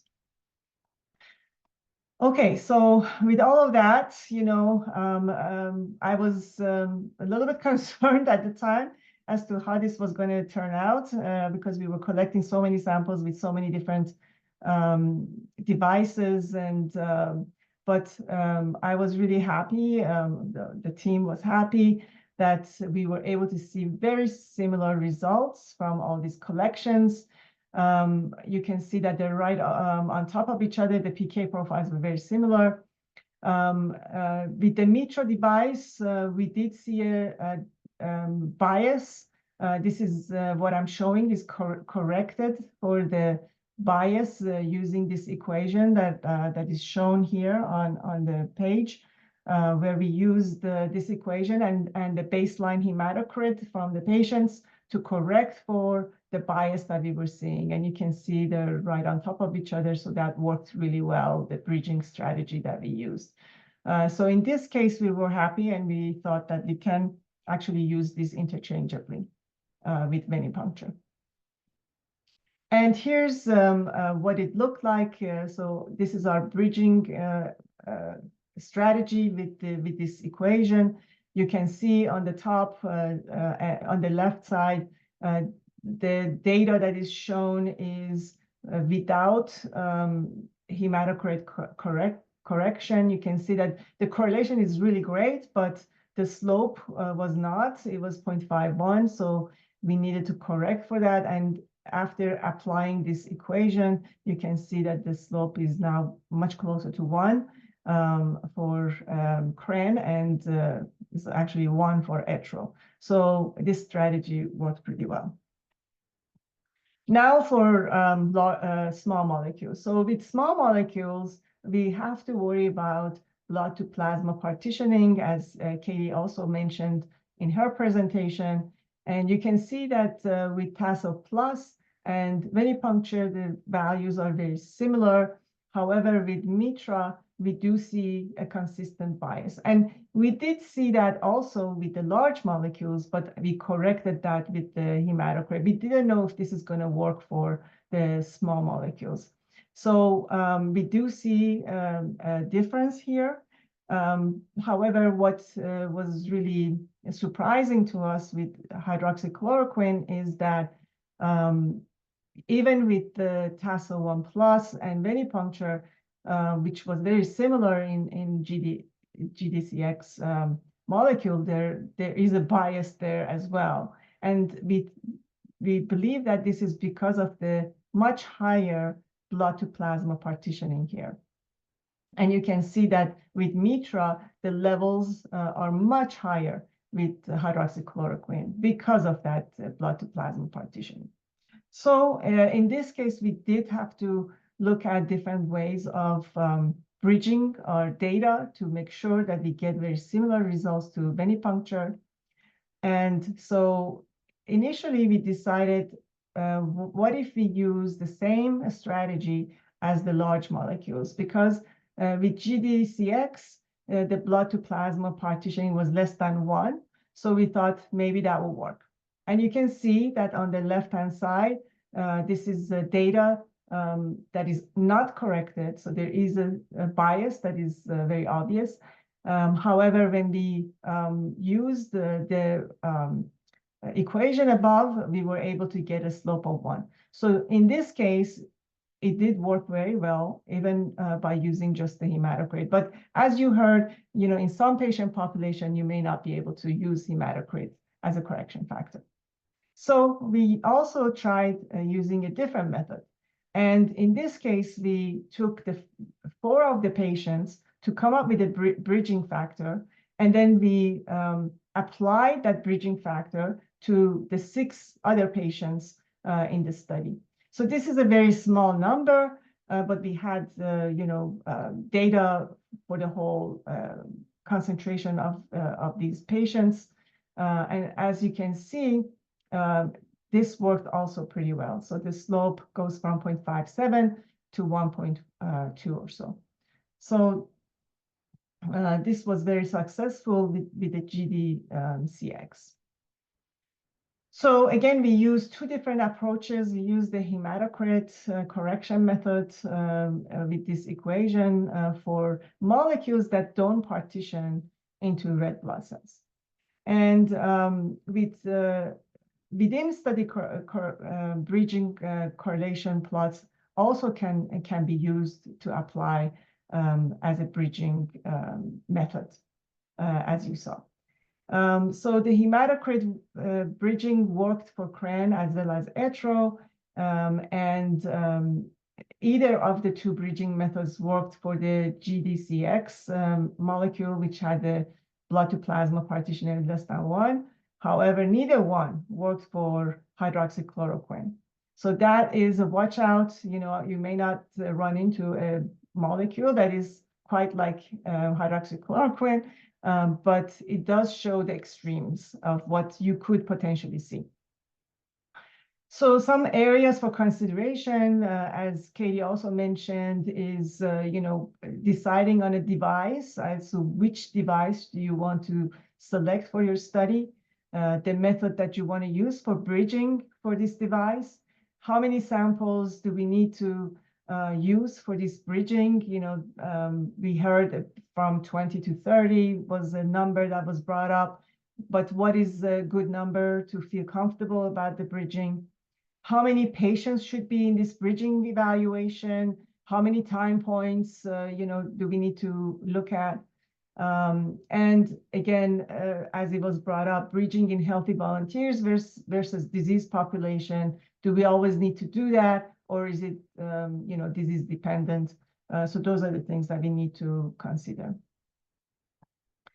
As I mentioned, we did do a patient survey, and our questions were basically how easy was this device to use, and is the length of collection acceptable, and how likely were patients to use these devices, at home. And the majority of the study participants felt that it was very easy to use these blood collection methods, and that the collection times were acceptable, and they would be willing to use this in the future from the comfort of their home. So in conclusion, I think that the future of clinical trials will be meeting patients where they are. We need to make it easier for patients to participate in our clinical trials. Decentralization of clinical trials can broaden access to a larger number and a more diverse pool of patients, which will be increasingly critical for patient enrollment and retention. The results that I presented today shows that home or low volume sampling devices can be a viable alternative to venipuncture, and at-home sampling, I believe, will become the norm and used more broadly for clinical trials. And beyond just PK, we would look at it for biomarkers and other things. Based on our experience, I would prefer, actually, as a bioanalytical person from our groups, to use the liquid blood collection because of the complexities of the CROs and stability and extractability and all of these for both large and small molecules. However, that also depends on what kind of study you're running, what kind of patient population you have. So that remains to be something that needs to be looked at more closely. And so our next step is to deploy these low volume samplings in our clinical trials to do some comparability and make sure that we have the right bridging before going into patients' homes for implementation. And, I was really happy to hear that a lot of people are thinking about having patients sample themselves from home. I know that a lot of these device companies are also thinking about what to offer to make things easier. Proctoring, I know Tasso is offering proctoring to make sure that, the date and time and the of the collection is actually captured, and that the patients have somebody to show them exactly what to do, or if they have problems with collections, they can be there to help them. And there are, ways of transporting the samples. They have a centrifuge that you could be using to send the samples back. So there are a number of new technologies and things coming forward that can help with some of these logistical challenges. So with that, I like to thank so many people that were involved actually in this study and in the clinical trial design, and I'd be happy to take any questions. Thank you, Sally. Really, really interesting. Can you please send your questions in via the Q&A for both Sally and for all the speakers, because after we've done Sally's questions, we'll move on to a little bit of a panel discussion. So the first question they said to disregard because you answered it later on. So I'll move on to the next question. How was the long-term stability of the MAB on DBS? Is there any dependency of stability by the drying process, e.g. time? I asked the question since I sometimes see shaky stability data of biologics on DBS. Yes, thank you for that question. That's a very good question. When we started, we had no idea what the stability would be for any of this because you know, we didn't have all the blood and everything to do this. So we decided actually what we did was to make sure that the tips were dry, we would you know, put them on the tips, and then we would let them go overnight for drying, and then we would actually freeze the samples. We froze the tips because we didn't have long-term stability at the time. Eventually, we got the long-term stability and everything was fine. But for our study, we were freezing the tips and we were extracting, and everything worked out fine. So the stability was fine.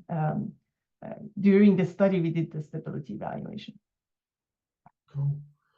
So with your questionnaires, Sally, about the acceptability, you kind of summarized that the patients were happy with these approaches.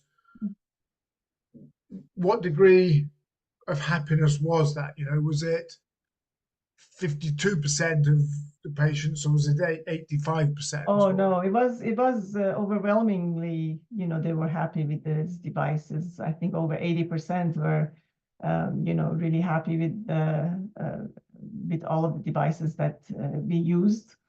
They thought it was easy to use, and they thought it was not you know, it's painless, and so they preferred it over venipuncture. So I think in general, patients like using these devices. Yeah, yeah. And this was done at the you know, at the lab, and before the patients actually did their own collection, there was somebody that was, you know, collecting. We had site administered, so they actually collected the samples initially, and then you know, so they knew exactly how to use the devices. So that made it easier for them. I think sometimes it's harder when they have to do it from just, you know, a pamphlet. Did you have any data on the success rate of home sampling versus in-clinic sampling? No, we haven't done home sampling. We have only done clinic sampling at this point, and we didn't have a lot of issues with the collection. Sometimes the volume was not as high as we had hoped, but we had enough for all of the PK samples. In few you know, patients with TASO-M20, one of the things you have to monitor is overfill. And so if they weren't paying attention because so many things was going on, sometimes they overfill the TASO-M20 because they didn't take it off on time. So those are the only challenges that we had. Yeah. So what would you say, Sally, is the acceptance of patient-centric sampling now in your company? And do you think project teams are going to use this where it's appropriate? I think there's a lot of excitement. Everybody would like to use it. However, I think we still need to figure out some of the logistics of how to implement in patients' home. I think there's a lot of you know, concerns about patient compliance and some of, you know, if they collect at the right time and the stability of the samples that needs to be looked at. So, you know, because it's a new kind of approach, it's hard to get teams to adopt. So we are trying to do a lot of work on the side to work out some of these logistical issues so that there is no barrier to implementation. But we're not there yet. Yeah, organizational change is always hard, always really hard. So a question from Lusheng Wang. For hydroxychloroquine used in malaria, hematocrit will vary over time in patients. Correction with baseline hematocrit may not be accurate, and a hematocrit may not always be available at late stages. So I know that wasn't a consideration for what you're doing, but it is an important consideration, I think. I think we just wanted something so different that if there was something weird that we were going to see with these devices, we would see it. And, and we were not surprised, yeah. I mean, it's designed to go into the red blood cells. That's where its site of action is. That's its, target organ. So, yeah, but it's a very good point, Lusheng, that it's complex in making that correction. Yeah, so we wanted to make the point that each molecule may be very different, and we need to really look at them because you never know. And if you have something with a high blood to plasma partitioning, especially, you need to really make sure that you're still bridging accurately to your venipuncture. Yeah, cool. So I think the next question is maybe one for everyone. The actual question is, what are the challenges you see in future to implement patient home collection? I think that's maybe something we could open out to the panel discussion. So, Robin, I don't know what you think, whether it's time to put everyone else back on screen and open it up for the panel. Sure, I think that's a great transition point.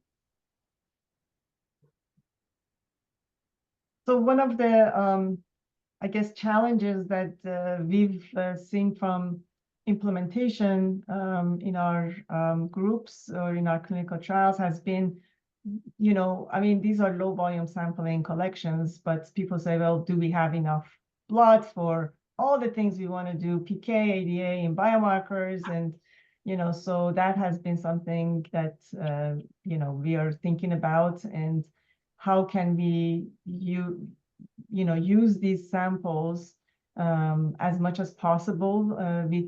But I think new technologies coming on board where you can use very low volumes, and you can overcome this challenge.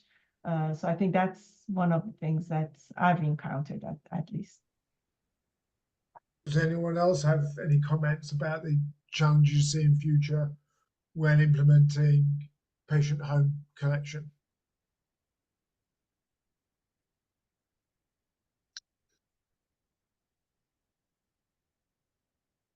Well, just one of the obvious issues that we ran into is accurate time of sample collection. It's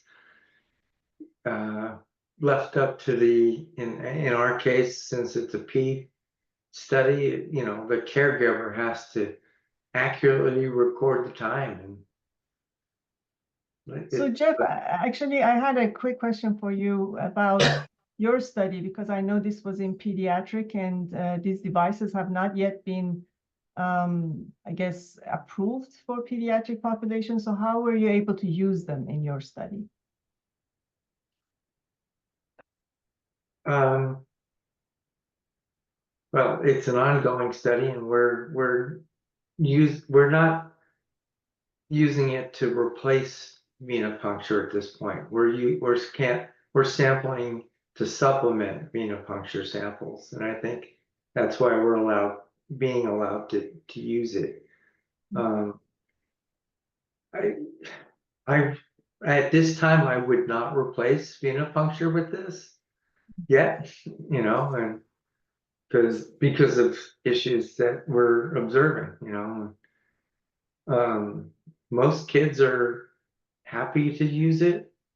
Well, as happy as they can be, but compared to venipuncture, but it, as you point out, it's still under investigation.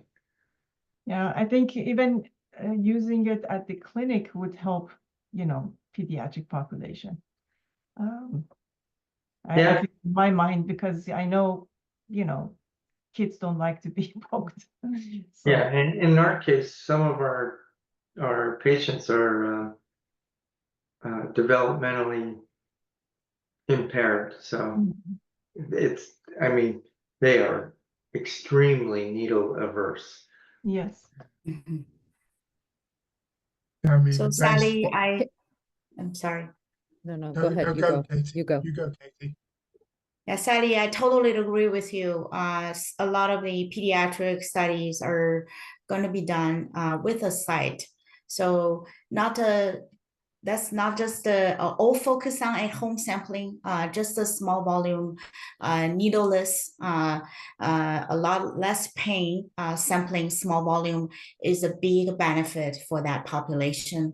As a matter of fact, I got a lot of requests and a lot of clinical team already endorse us of using these devices for upcoming pediatric studies because we did successful bridging and we again provide that bridging results to the FDA when we submit a protocol to show that we can generate equivalent data also with all the benefits we can bring. I think the regulator they do consider all these when decide if we can use the device in the trial.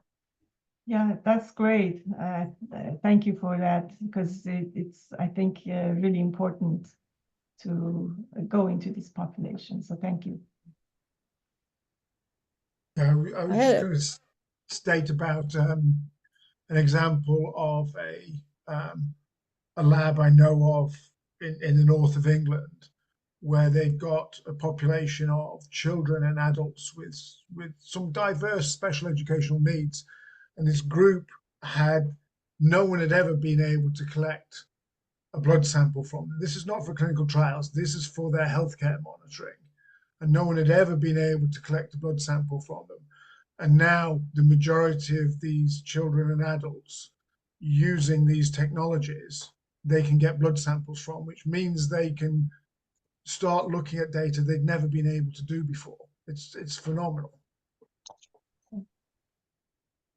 I was going to just add that, we've heard a lot about some of the technical issues, but as Neil pointed out, I don't think these are insurmountable, right? And I think the greater issue to getting this used more is to socialize it more. I'm pretty sure everybody in this audience, everybody's a bioanalyst and everybody believes in this, right? I don't think if you asked anybody who wouldn't use PCS, I don't think anybody would stick their hands up. So I think the biggest impediment is really trying to get to sort of like the medical community to socialize the utility of this and the reliability of using this more. Yeah. Just as an extension of that, I'm curious because Sally commented on this earlier, but Katie, and you alluded that you're seeing some uptake within your organization, right, for actual integration and trials. How did you find, kind of that whole like communication strategy around education internally and really trying to, onboard people with regard, to the bioanalytical soundness of the technique, but more just from a practical implementation in a clinical setting? Was that challenging? Does that continue to be kind of top of mind? That sort of thing? I think in general, it is challenging because again, we also have timelines. We have other key performance indicators. When you implement these new technology, it does take a lot more resources and it does take a longer time. And you will have more challenges than a normal clinical trial. But I think we do have internal educational programs. We used to have a pediatric council. So I myself did also several seminars internally just to inform people about all the options that we may have, particularly in pediatric application. I think even with these hurdles, people or clinicians are more willing to take these additional steps and additional resources so that we can have that benefit to the kids. versus a healthy volunteer or normal program, the benefit, compared the benefit, it may not be that obvious. So I think that's what I see within our organization. Yeah, and I think, you know, just to put a plug for PCSIG webpage, we have now like protocols and things that is going to be helpful to, you know, something that we can just plug into our protocols, that we don't have to start from scratch, right?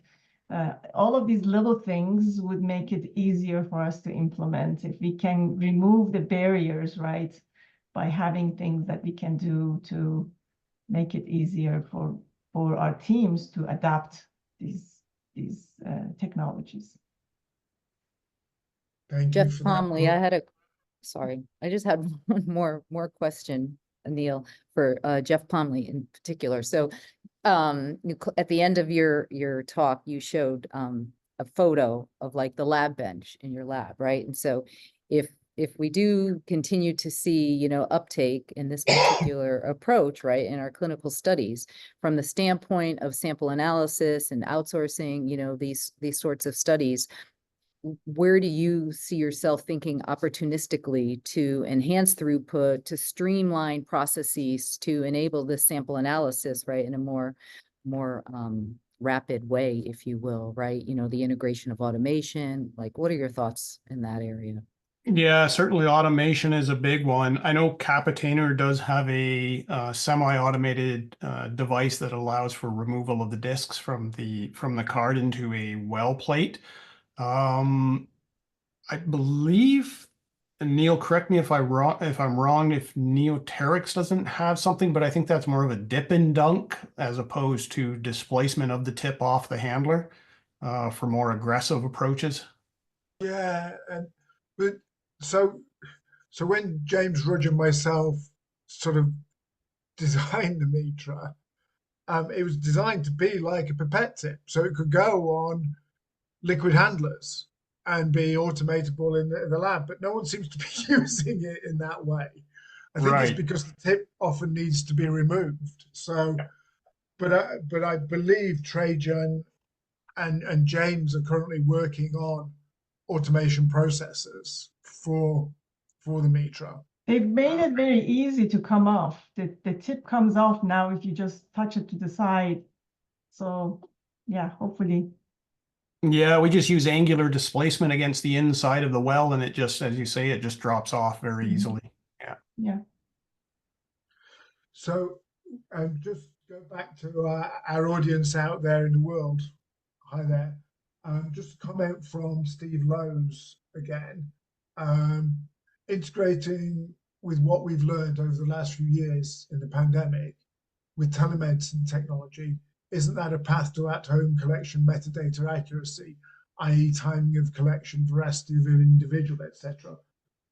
I agree with that. I remember in the late stages of the pandemic when I was traveling to the US and I had to do a nasal swab, and the US government required me to do it. And I was able to do it with 10 other people on a Zoom call like this, witnessed by a nurse. And that was good enough for the US government to let me in and visit Seattle. So if it's good enough for the US government, it's got to be good enough for drug development, surely, using these technologies to just, yes, that is the person, this is the time. So yes, I agree, Steve. I don't know whether anyone else has got an opinion. Obviously, with deep fake AI, who knows these days? Yeah, but again, now you're talking about putting somebody on video, then it's a technical issue, but you have consent issues. Yeah. Right. And sometimes if we're talking about pediatrics, that's a whole other level of consent. Yeah. Yeah, but we do use telehealth even now, you know, with our doctors. So we should be able to put something together that allows for consent, right? Yeah, it's just another thing to think about is what I was trying to say. So it would seem we are at a point in time where we have the technology to put a chip in one of these things and do a timestamp when the sample gets taken. It doesn't seem like that should be too hard. Yeah. Not that I do any of this stuff, but it sounds good. We'll let you know. We're looking at. And obviously, a lot of people are using phone apps that are linked to the technology as well. And there's maybe solutions within that as well. So people are thinking hard about this, but I know that a bunch of the suppliers have been thinking hard on this for a while, and we're still yet to have a fully viable solution out there, I believe. There is a question that came in and kind of gives a little different spin on this. What about using these devices on furry animals? Yeah, I guess we are using the Neoterix mitra on some of the smaller animal studies that we do. I don't know about using Tasso or any of the other devices on, yeah, I don't know. We were considering Tasso on mini pig studies, but it just doesn't have enough penetration through the dermal layer. That's the problem. Yeah. But yeah, certainly we have had clients that in the preclinical space, they already know they want to incorporate microsampling for the clinical. So they will start out with a dried blood approach, and 9 times out of 10, that's Mitra. For rat studies, it's tail vein sampling. So yes, we have had those instances.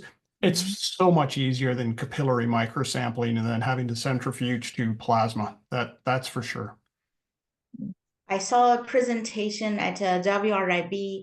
BMS used the Tasso, I think, monkey. So they shave the monkey and then collect the sample. Again, I'm not proposing that you do that, but there was some research on that.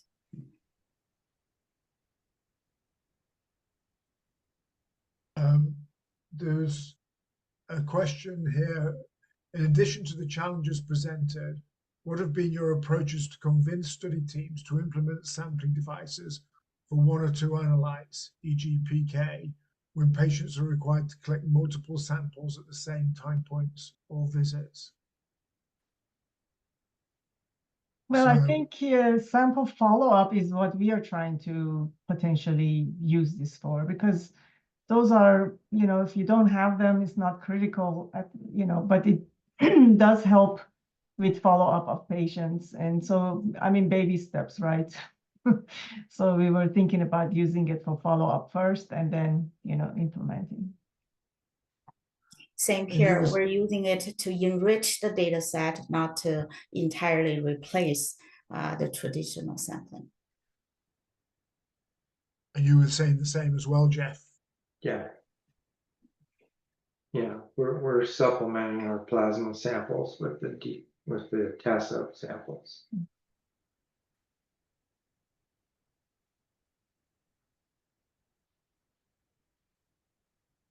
So, Lusheng, I guess this is one for you, Jeff. Lusheng Huang, what are your suggestions on improving recovery on HDBS? I tried adding strong acid and detergents, improved slightly, but still under 50% recovery. My first question would be, is it recovery or is it instability? Yeah. Has that been differentiated? Because if you have 50% decomposition, you'll never get more than 50% recovery, obviously. Detergents usually are highly effective at quant recovery, unless your downstream sample preparation just simply is not able to get rid of that detergent, and that can impact your apparent recovery.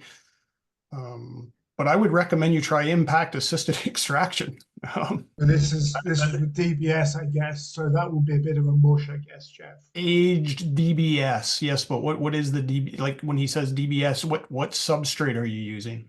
Well, when I think DBS, I always think cellulose, because that's a spot rather than a meter is a tip, isn't it, rather than a spot. Yeah, but then I've seen people use DBS as a ubiquitous term for just a dried blood. Yeah, so. But I guess the other thing is the recovery Are you seeing trends of reduced apparent recovery as a function of time? So have you sort of mapped that out, 24 hours, 7 days, 14 days, 28 days, etc.? Comments. I just So- want to comment on Jeff's observation. We have the same observation. If it's not stability related, it's truly just with aging, you're losing extraction recovery. Impact assisted extraction is a must have. We now actually survey our labs. Do you have that? If you don't have that, we're unlikely to place any dried blood assays with them. Good to know. Well done, Jeff. Thank you.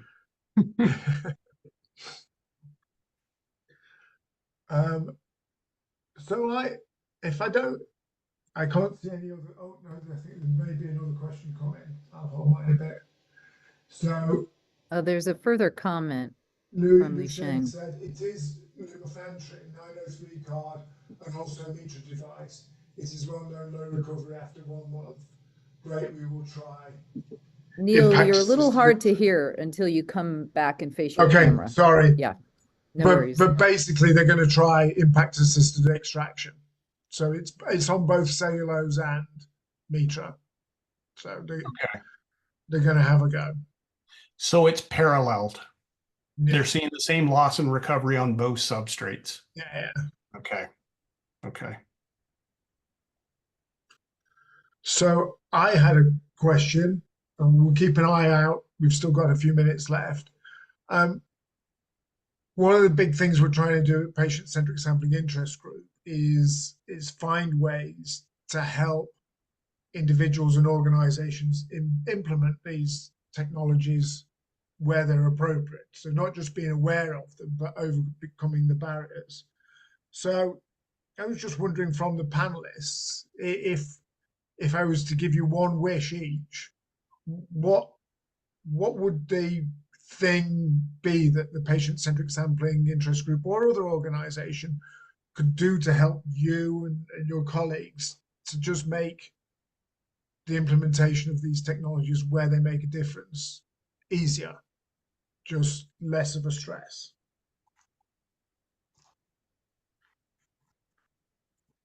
I think if there was a clear path as to how the kits would be, handled from home, how they would be time-stamped, kind of having that information, how they would be transported. If there was a real example of how this all works out, how often does it work, when does it not work, that would be helpful. And having more than just one vendor offering this would be also helpful. Because eventually, if everybody is going to be using it, there is going to be some limits as to. Yeah, so Sally, we can't talk about it too much yet because the T's are not all crossed and the I's are not all dotted, but there was a large governmental organization that asked for a grant recently that there's been a successful bid for a large amount of money for a 3.5-year study looking at just those kinds of things. So that's great. Getting the logistics in place. So hopefully you'll hear more. We're hoping the legal stuff will all be done before Christmas and then we can celebrate and tell you all about it. Yeah, that would be wonderful because I think it's doable. I mean, when I think about what Amazon can do, I feel like this is a doable thing, right? It just needs to be implemented. Yeah. And the same thing applies for general healthcare, not just clinical trials. Yeah. Good luck. I'm rooting for you. Does anyone else want to take the magic wand? No. No. So I'll add something quickly to this, Neil. I think that actually your group, PC, the SIG group, actually already has a good start in the right direction, and that is you have some sort of repository of, winning cases, positive things that have happened. I think sort of publicizing that more outside of bioanalytical community would be a good thing, because I think people could see how these have been used and they have worked, and what the advantages might be. So. Okay. A comment just came in from Apurva that's along your lines, Brian, is a lot of training is required, and I think it should be user-friendly. Yep. For sure. There is a question for you, Brian. It says, question for Brian, what is the criteria for DBS plasma? Oh, it's moved. Question for Brian, what is the criteria for DBS plasma correlation? If we cannot get a correlation coefficient at 0.7 or lower from linear regression, is it acceptable? That's a trick question. Somebody's been reading M10s trying to trip me up, right? So there isn't. Okay. Ideally, you want to get the same answer back, right? Both systems. That's the simplest case, right? But in clinical pharmacology, we are adding fudge factors to everything that we do to fit data. And from my own perspective, personally, I don't see that it's such a big problem, to get different answers back, so long as you know that it's consistent, right? Because if you know like the difference is going to be 20% from top to bottom, all you got to do is adjust your values accordingly, so you can match one set of data to the other. Sally went through her example where they were correcting by hematocrit. I see that as the same concept. Yeah, our So correlation was actually 0.5, right? And we Yeah. corrected for it. So I'm not personally tied to like a hard number on what it looks like. Other people are not so comfortable with that, and they want to say, we're going to keep it within a certain value. I mean, that's okay too, assuming that they have a good rationale for why they chose that number. But at this point, relative to bias, there isn't. I don't think there's a hard criteria to use. The trouble is when that is not consistent, right? So everything, you saw the early example I showed, it looks good at one end, high end generally, but then at the bottom and below concentrations, then there was some discrepancy, and that's a problem because that's not predictable, right? How do you adjust for that? That gets a lot harder. And so in that case, I think you have to do more work with your sampling systems to try to get something that's more consistent. Yeah, I'll leave it there, I think. Other questions?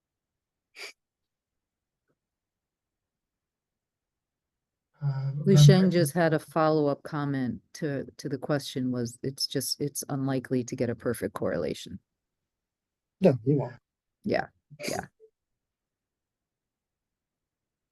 So there's a question from Simon Z from earlier that I'm not sure we covered.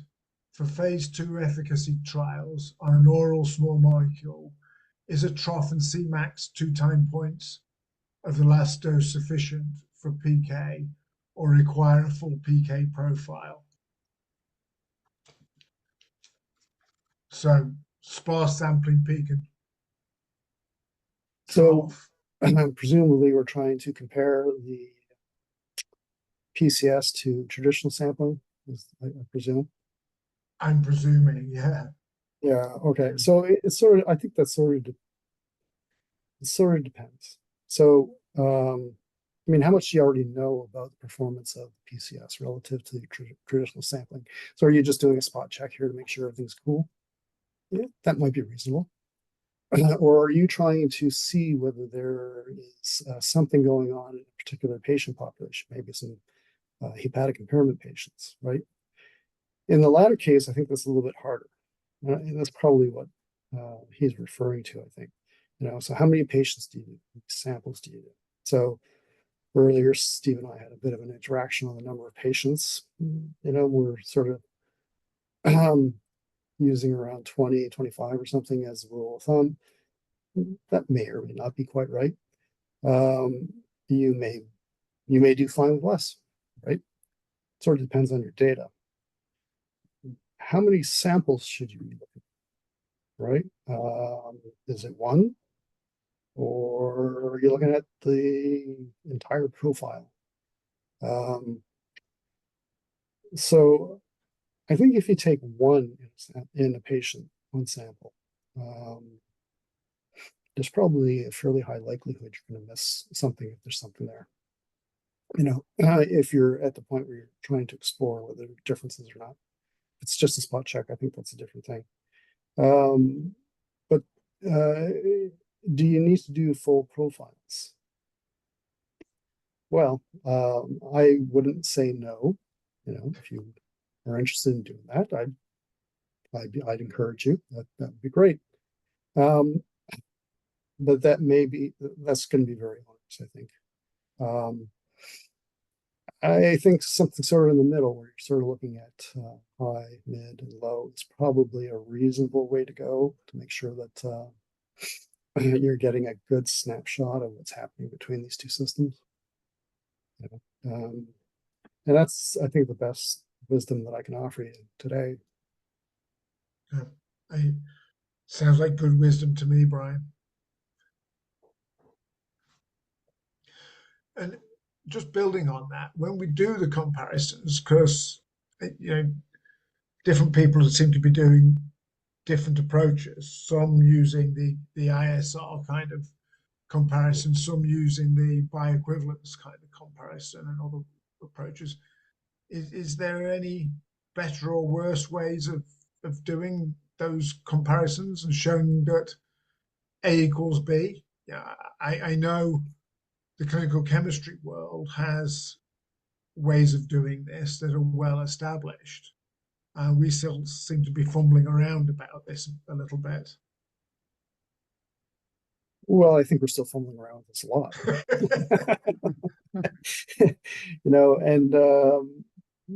Now, certainly the FDA, we haven't come up with a particular way of doing it. We pretty much left that to you folks to decide what's appropriate in your programs, and when you decide you're going to go one way or the other, then we can get into a discussion about whether we think it's reasonable or not, based on the information you have. Now, maybe time will give us more information so we can make a better determination around that. I'm not sure we're quite there yet. Yeah.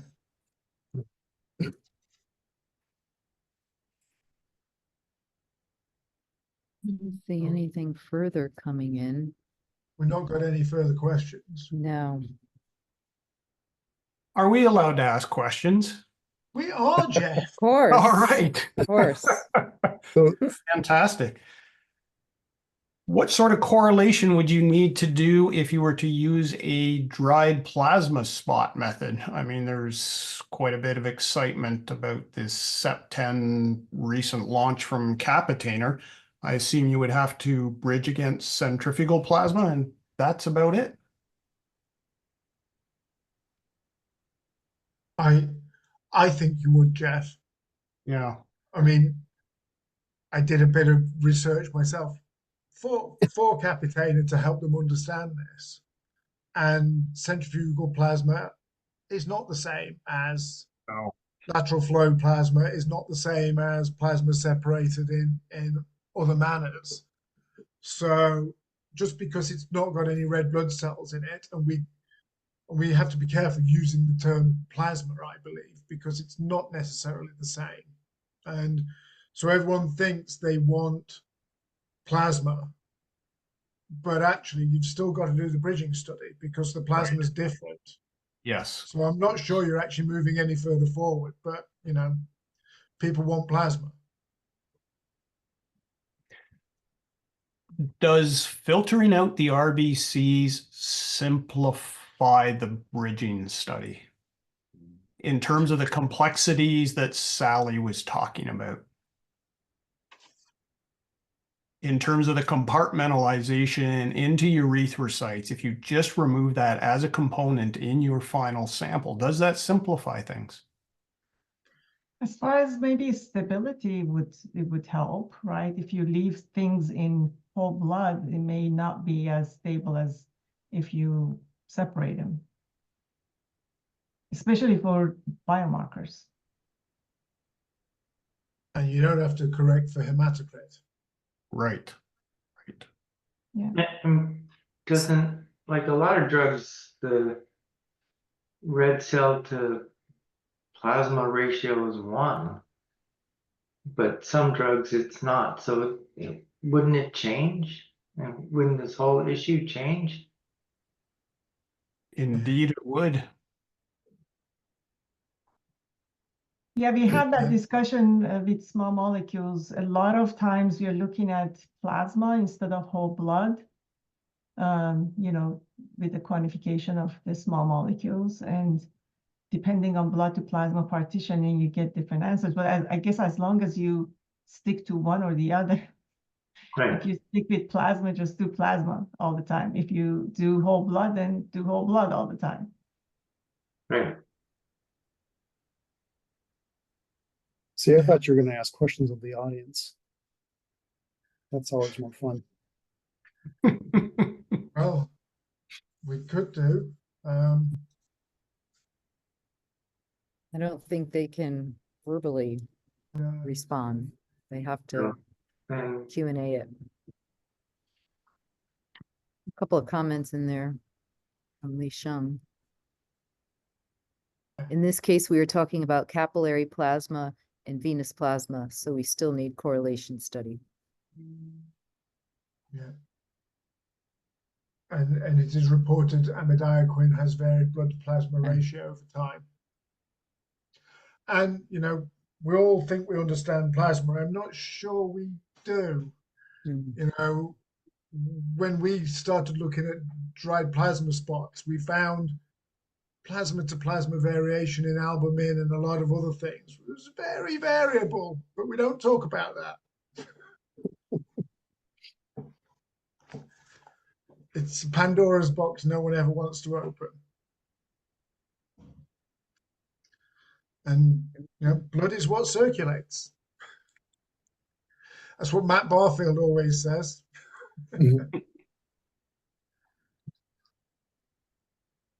So we're going to wrap it up there, Robin. Yeah, I think we're nearly at time, so we probably should call it a wrap. And we seem to be losing our audience as well. Thank our speakers for just great contributions to today's workshop. Really appreciate it. And hopefully our attendees walked away with, you know, more expanded knowledge if you're, you know, knee deep in this space, or some motivational knowledge to get you going in this space. Yeah, absolutely. Yeah, I'd like to thank the speakers. I'd like to thank PBSS for giving us the platform. I'd like to thank you, Robin, for partnering with me to put this all together. It was a pleasure, for sure. And, you know, our audience, if you're interested in this and you're interested in helping move it forwards, please join the Patient-Centric Sampling Interest Group LinkedIn group. Ask questions, ask for help, ask for support. There's plenty of people out there that will help give it to you, and you know, offer to help out. We can only do things when people put their hands up and say, I can help. So we've got a great community, and this has been a great event. You know, it's such a pleasure to see you all doing this successfully, and these conversations about how to make this work for the benefit of patients, because we all sometimes forget that in the middle of all our complexities of our clinical trials, that it's the patient we're trying to do this for, and we're trying to improve people's lives. and patient-centric sampling can be part of that. I think Lynn had one final comment with regard to availability of the slide deck.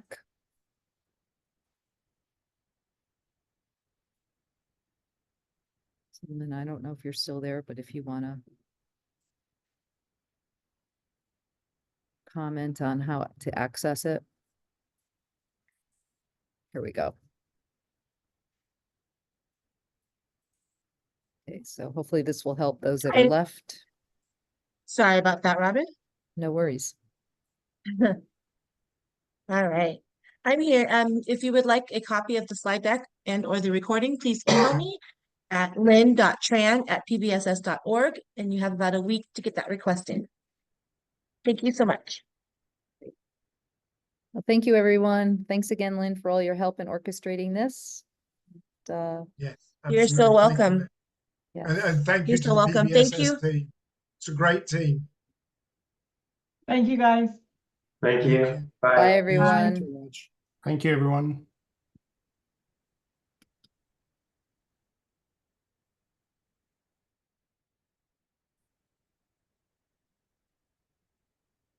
Cool. Are we? Great. Well done. Well done. Thank you. No, See you all thank you. soon. Good job, Neil. Yeah, and thank you, Robin. It was brilliant. Yeah, it was I'm really good. tired. It's time to Yeah. go to bed. Yeah, for sure. Yeah, definitely. Lynn, did you get a sense of like how steady the participants were? Did it drop off like after the break or? It was pretty steady until the panel discussion. Okay. Okay. Yeah. Yeah. So Not surprised. Yeah. it was a lot less than the number of people who registered, but it was a lot less than the panel discussion. I mean, it didn't drop until the panel Okay. discussion. Yeah. I'm not surprised, especially on this end, right? It's lunchtime. Yeah. Okay. Yeah.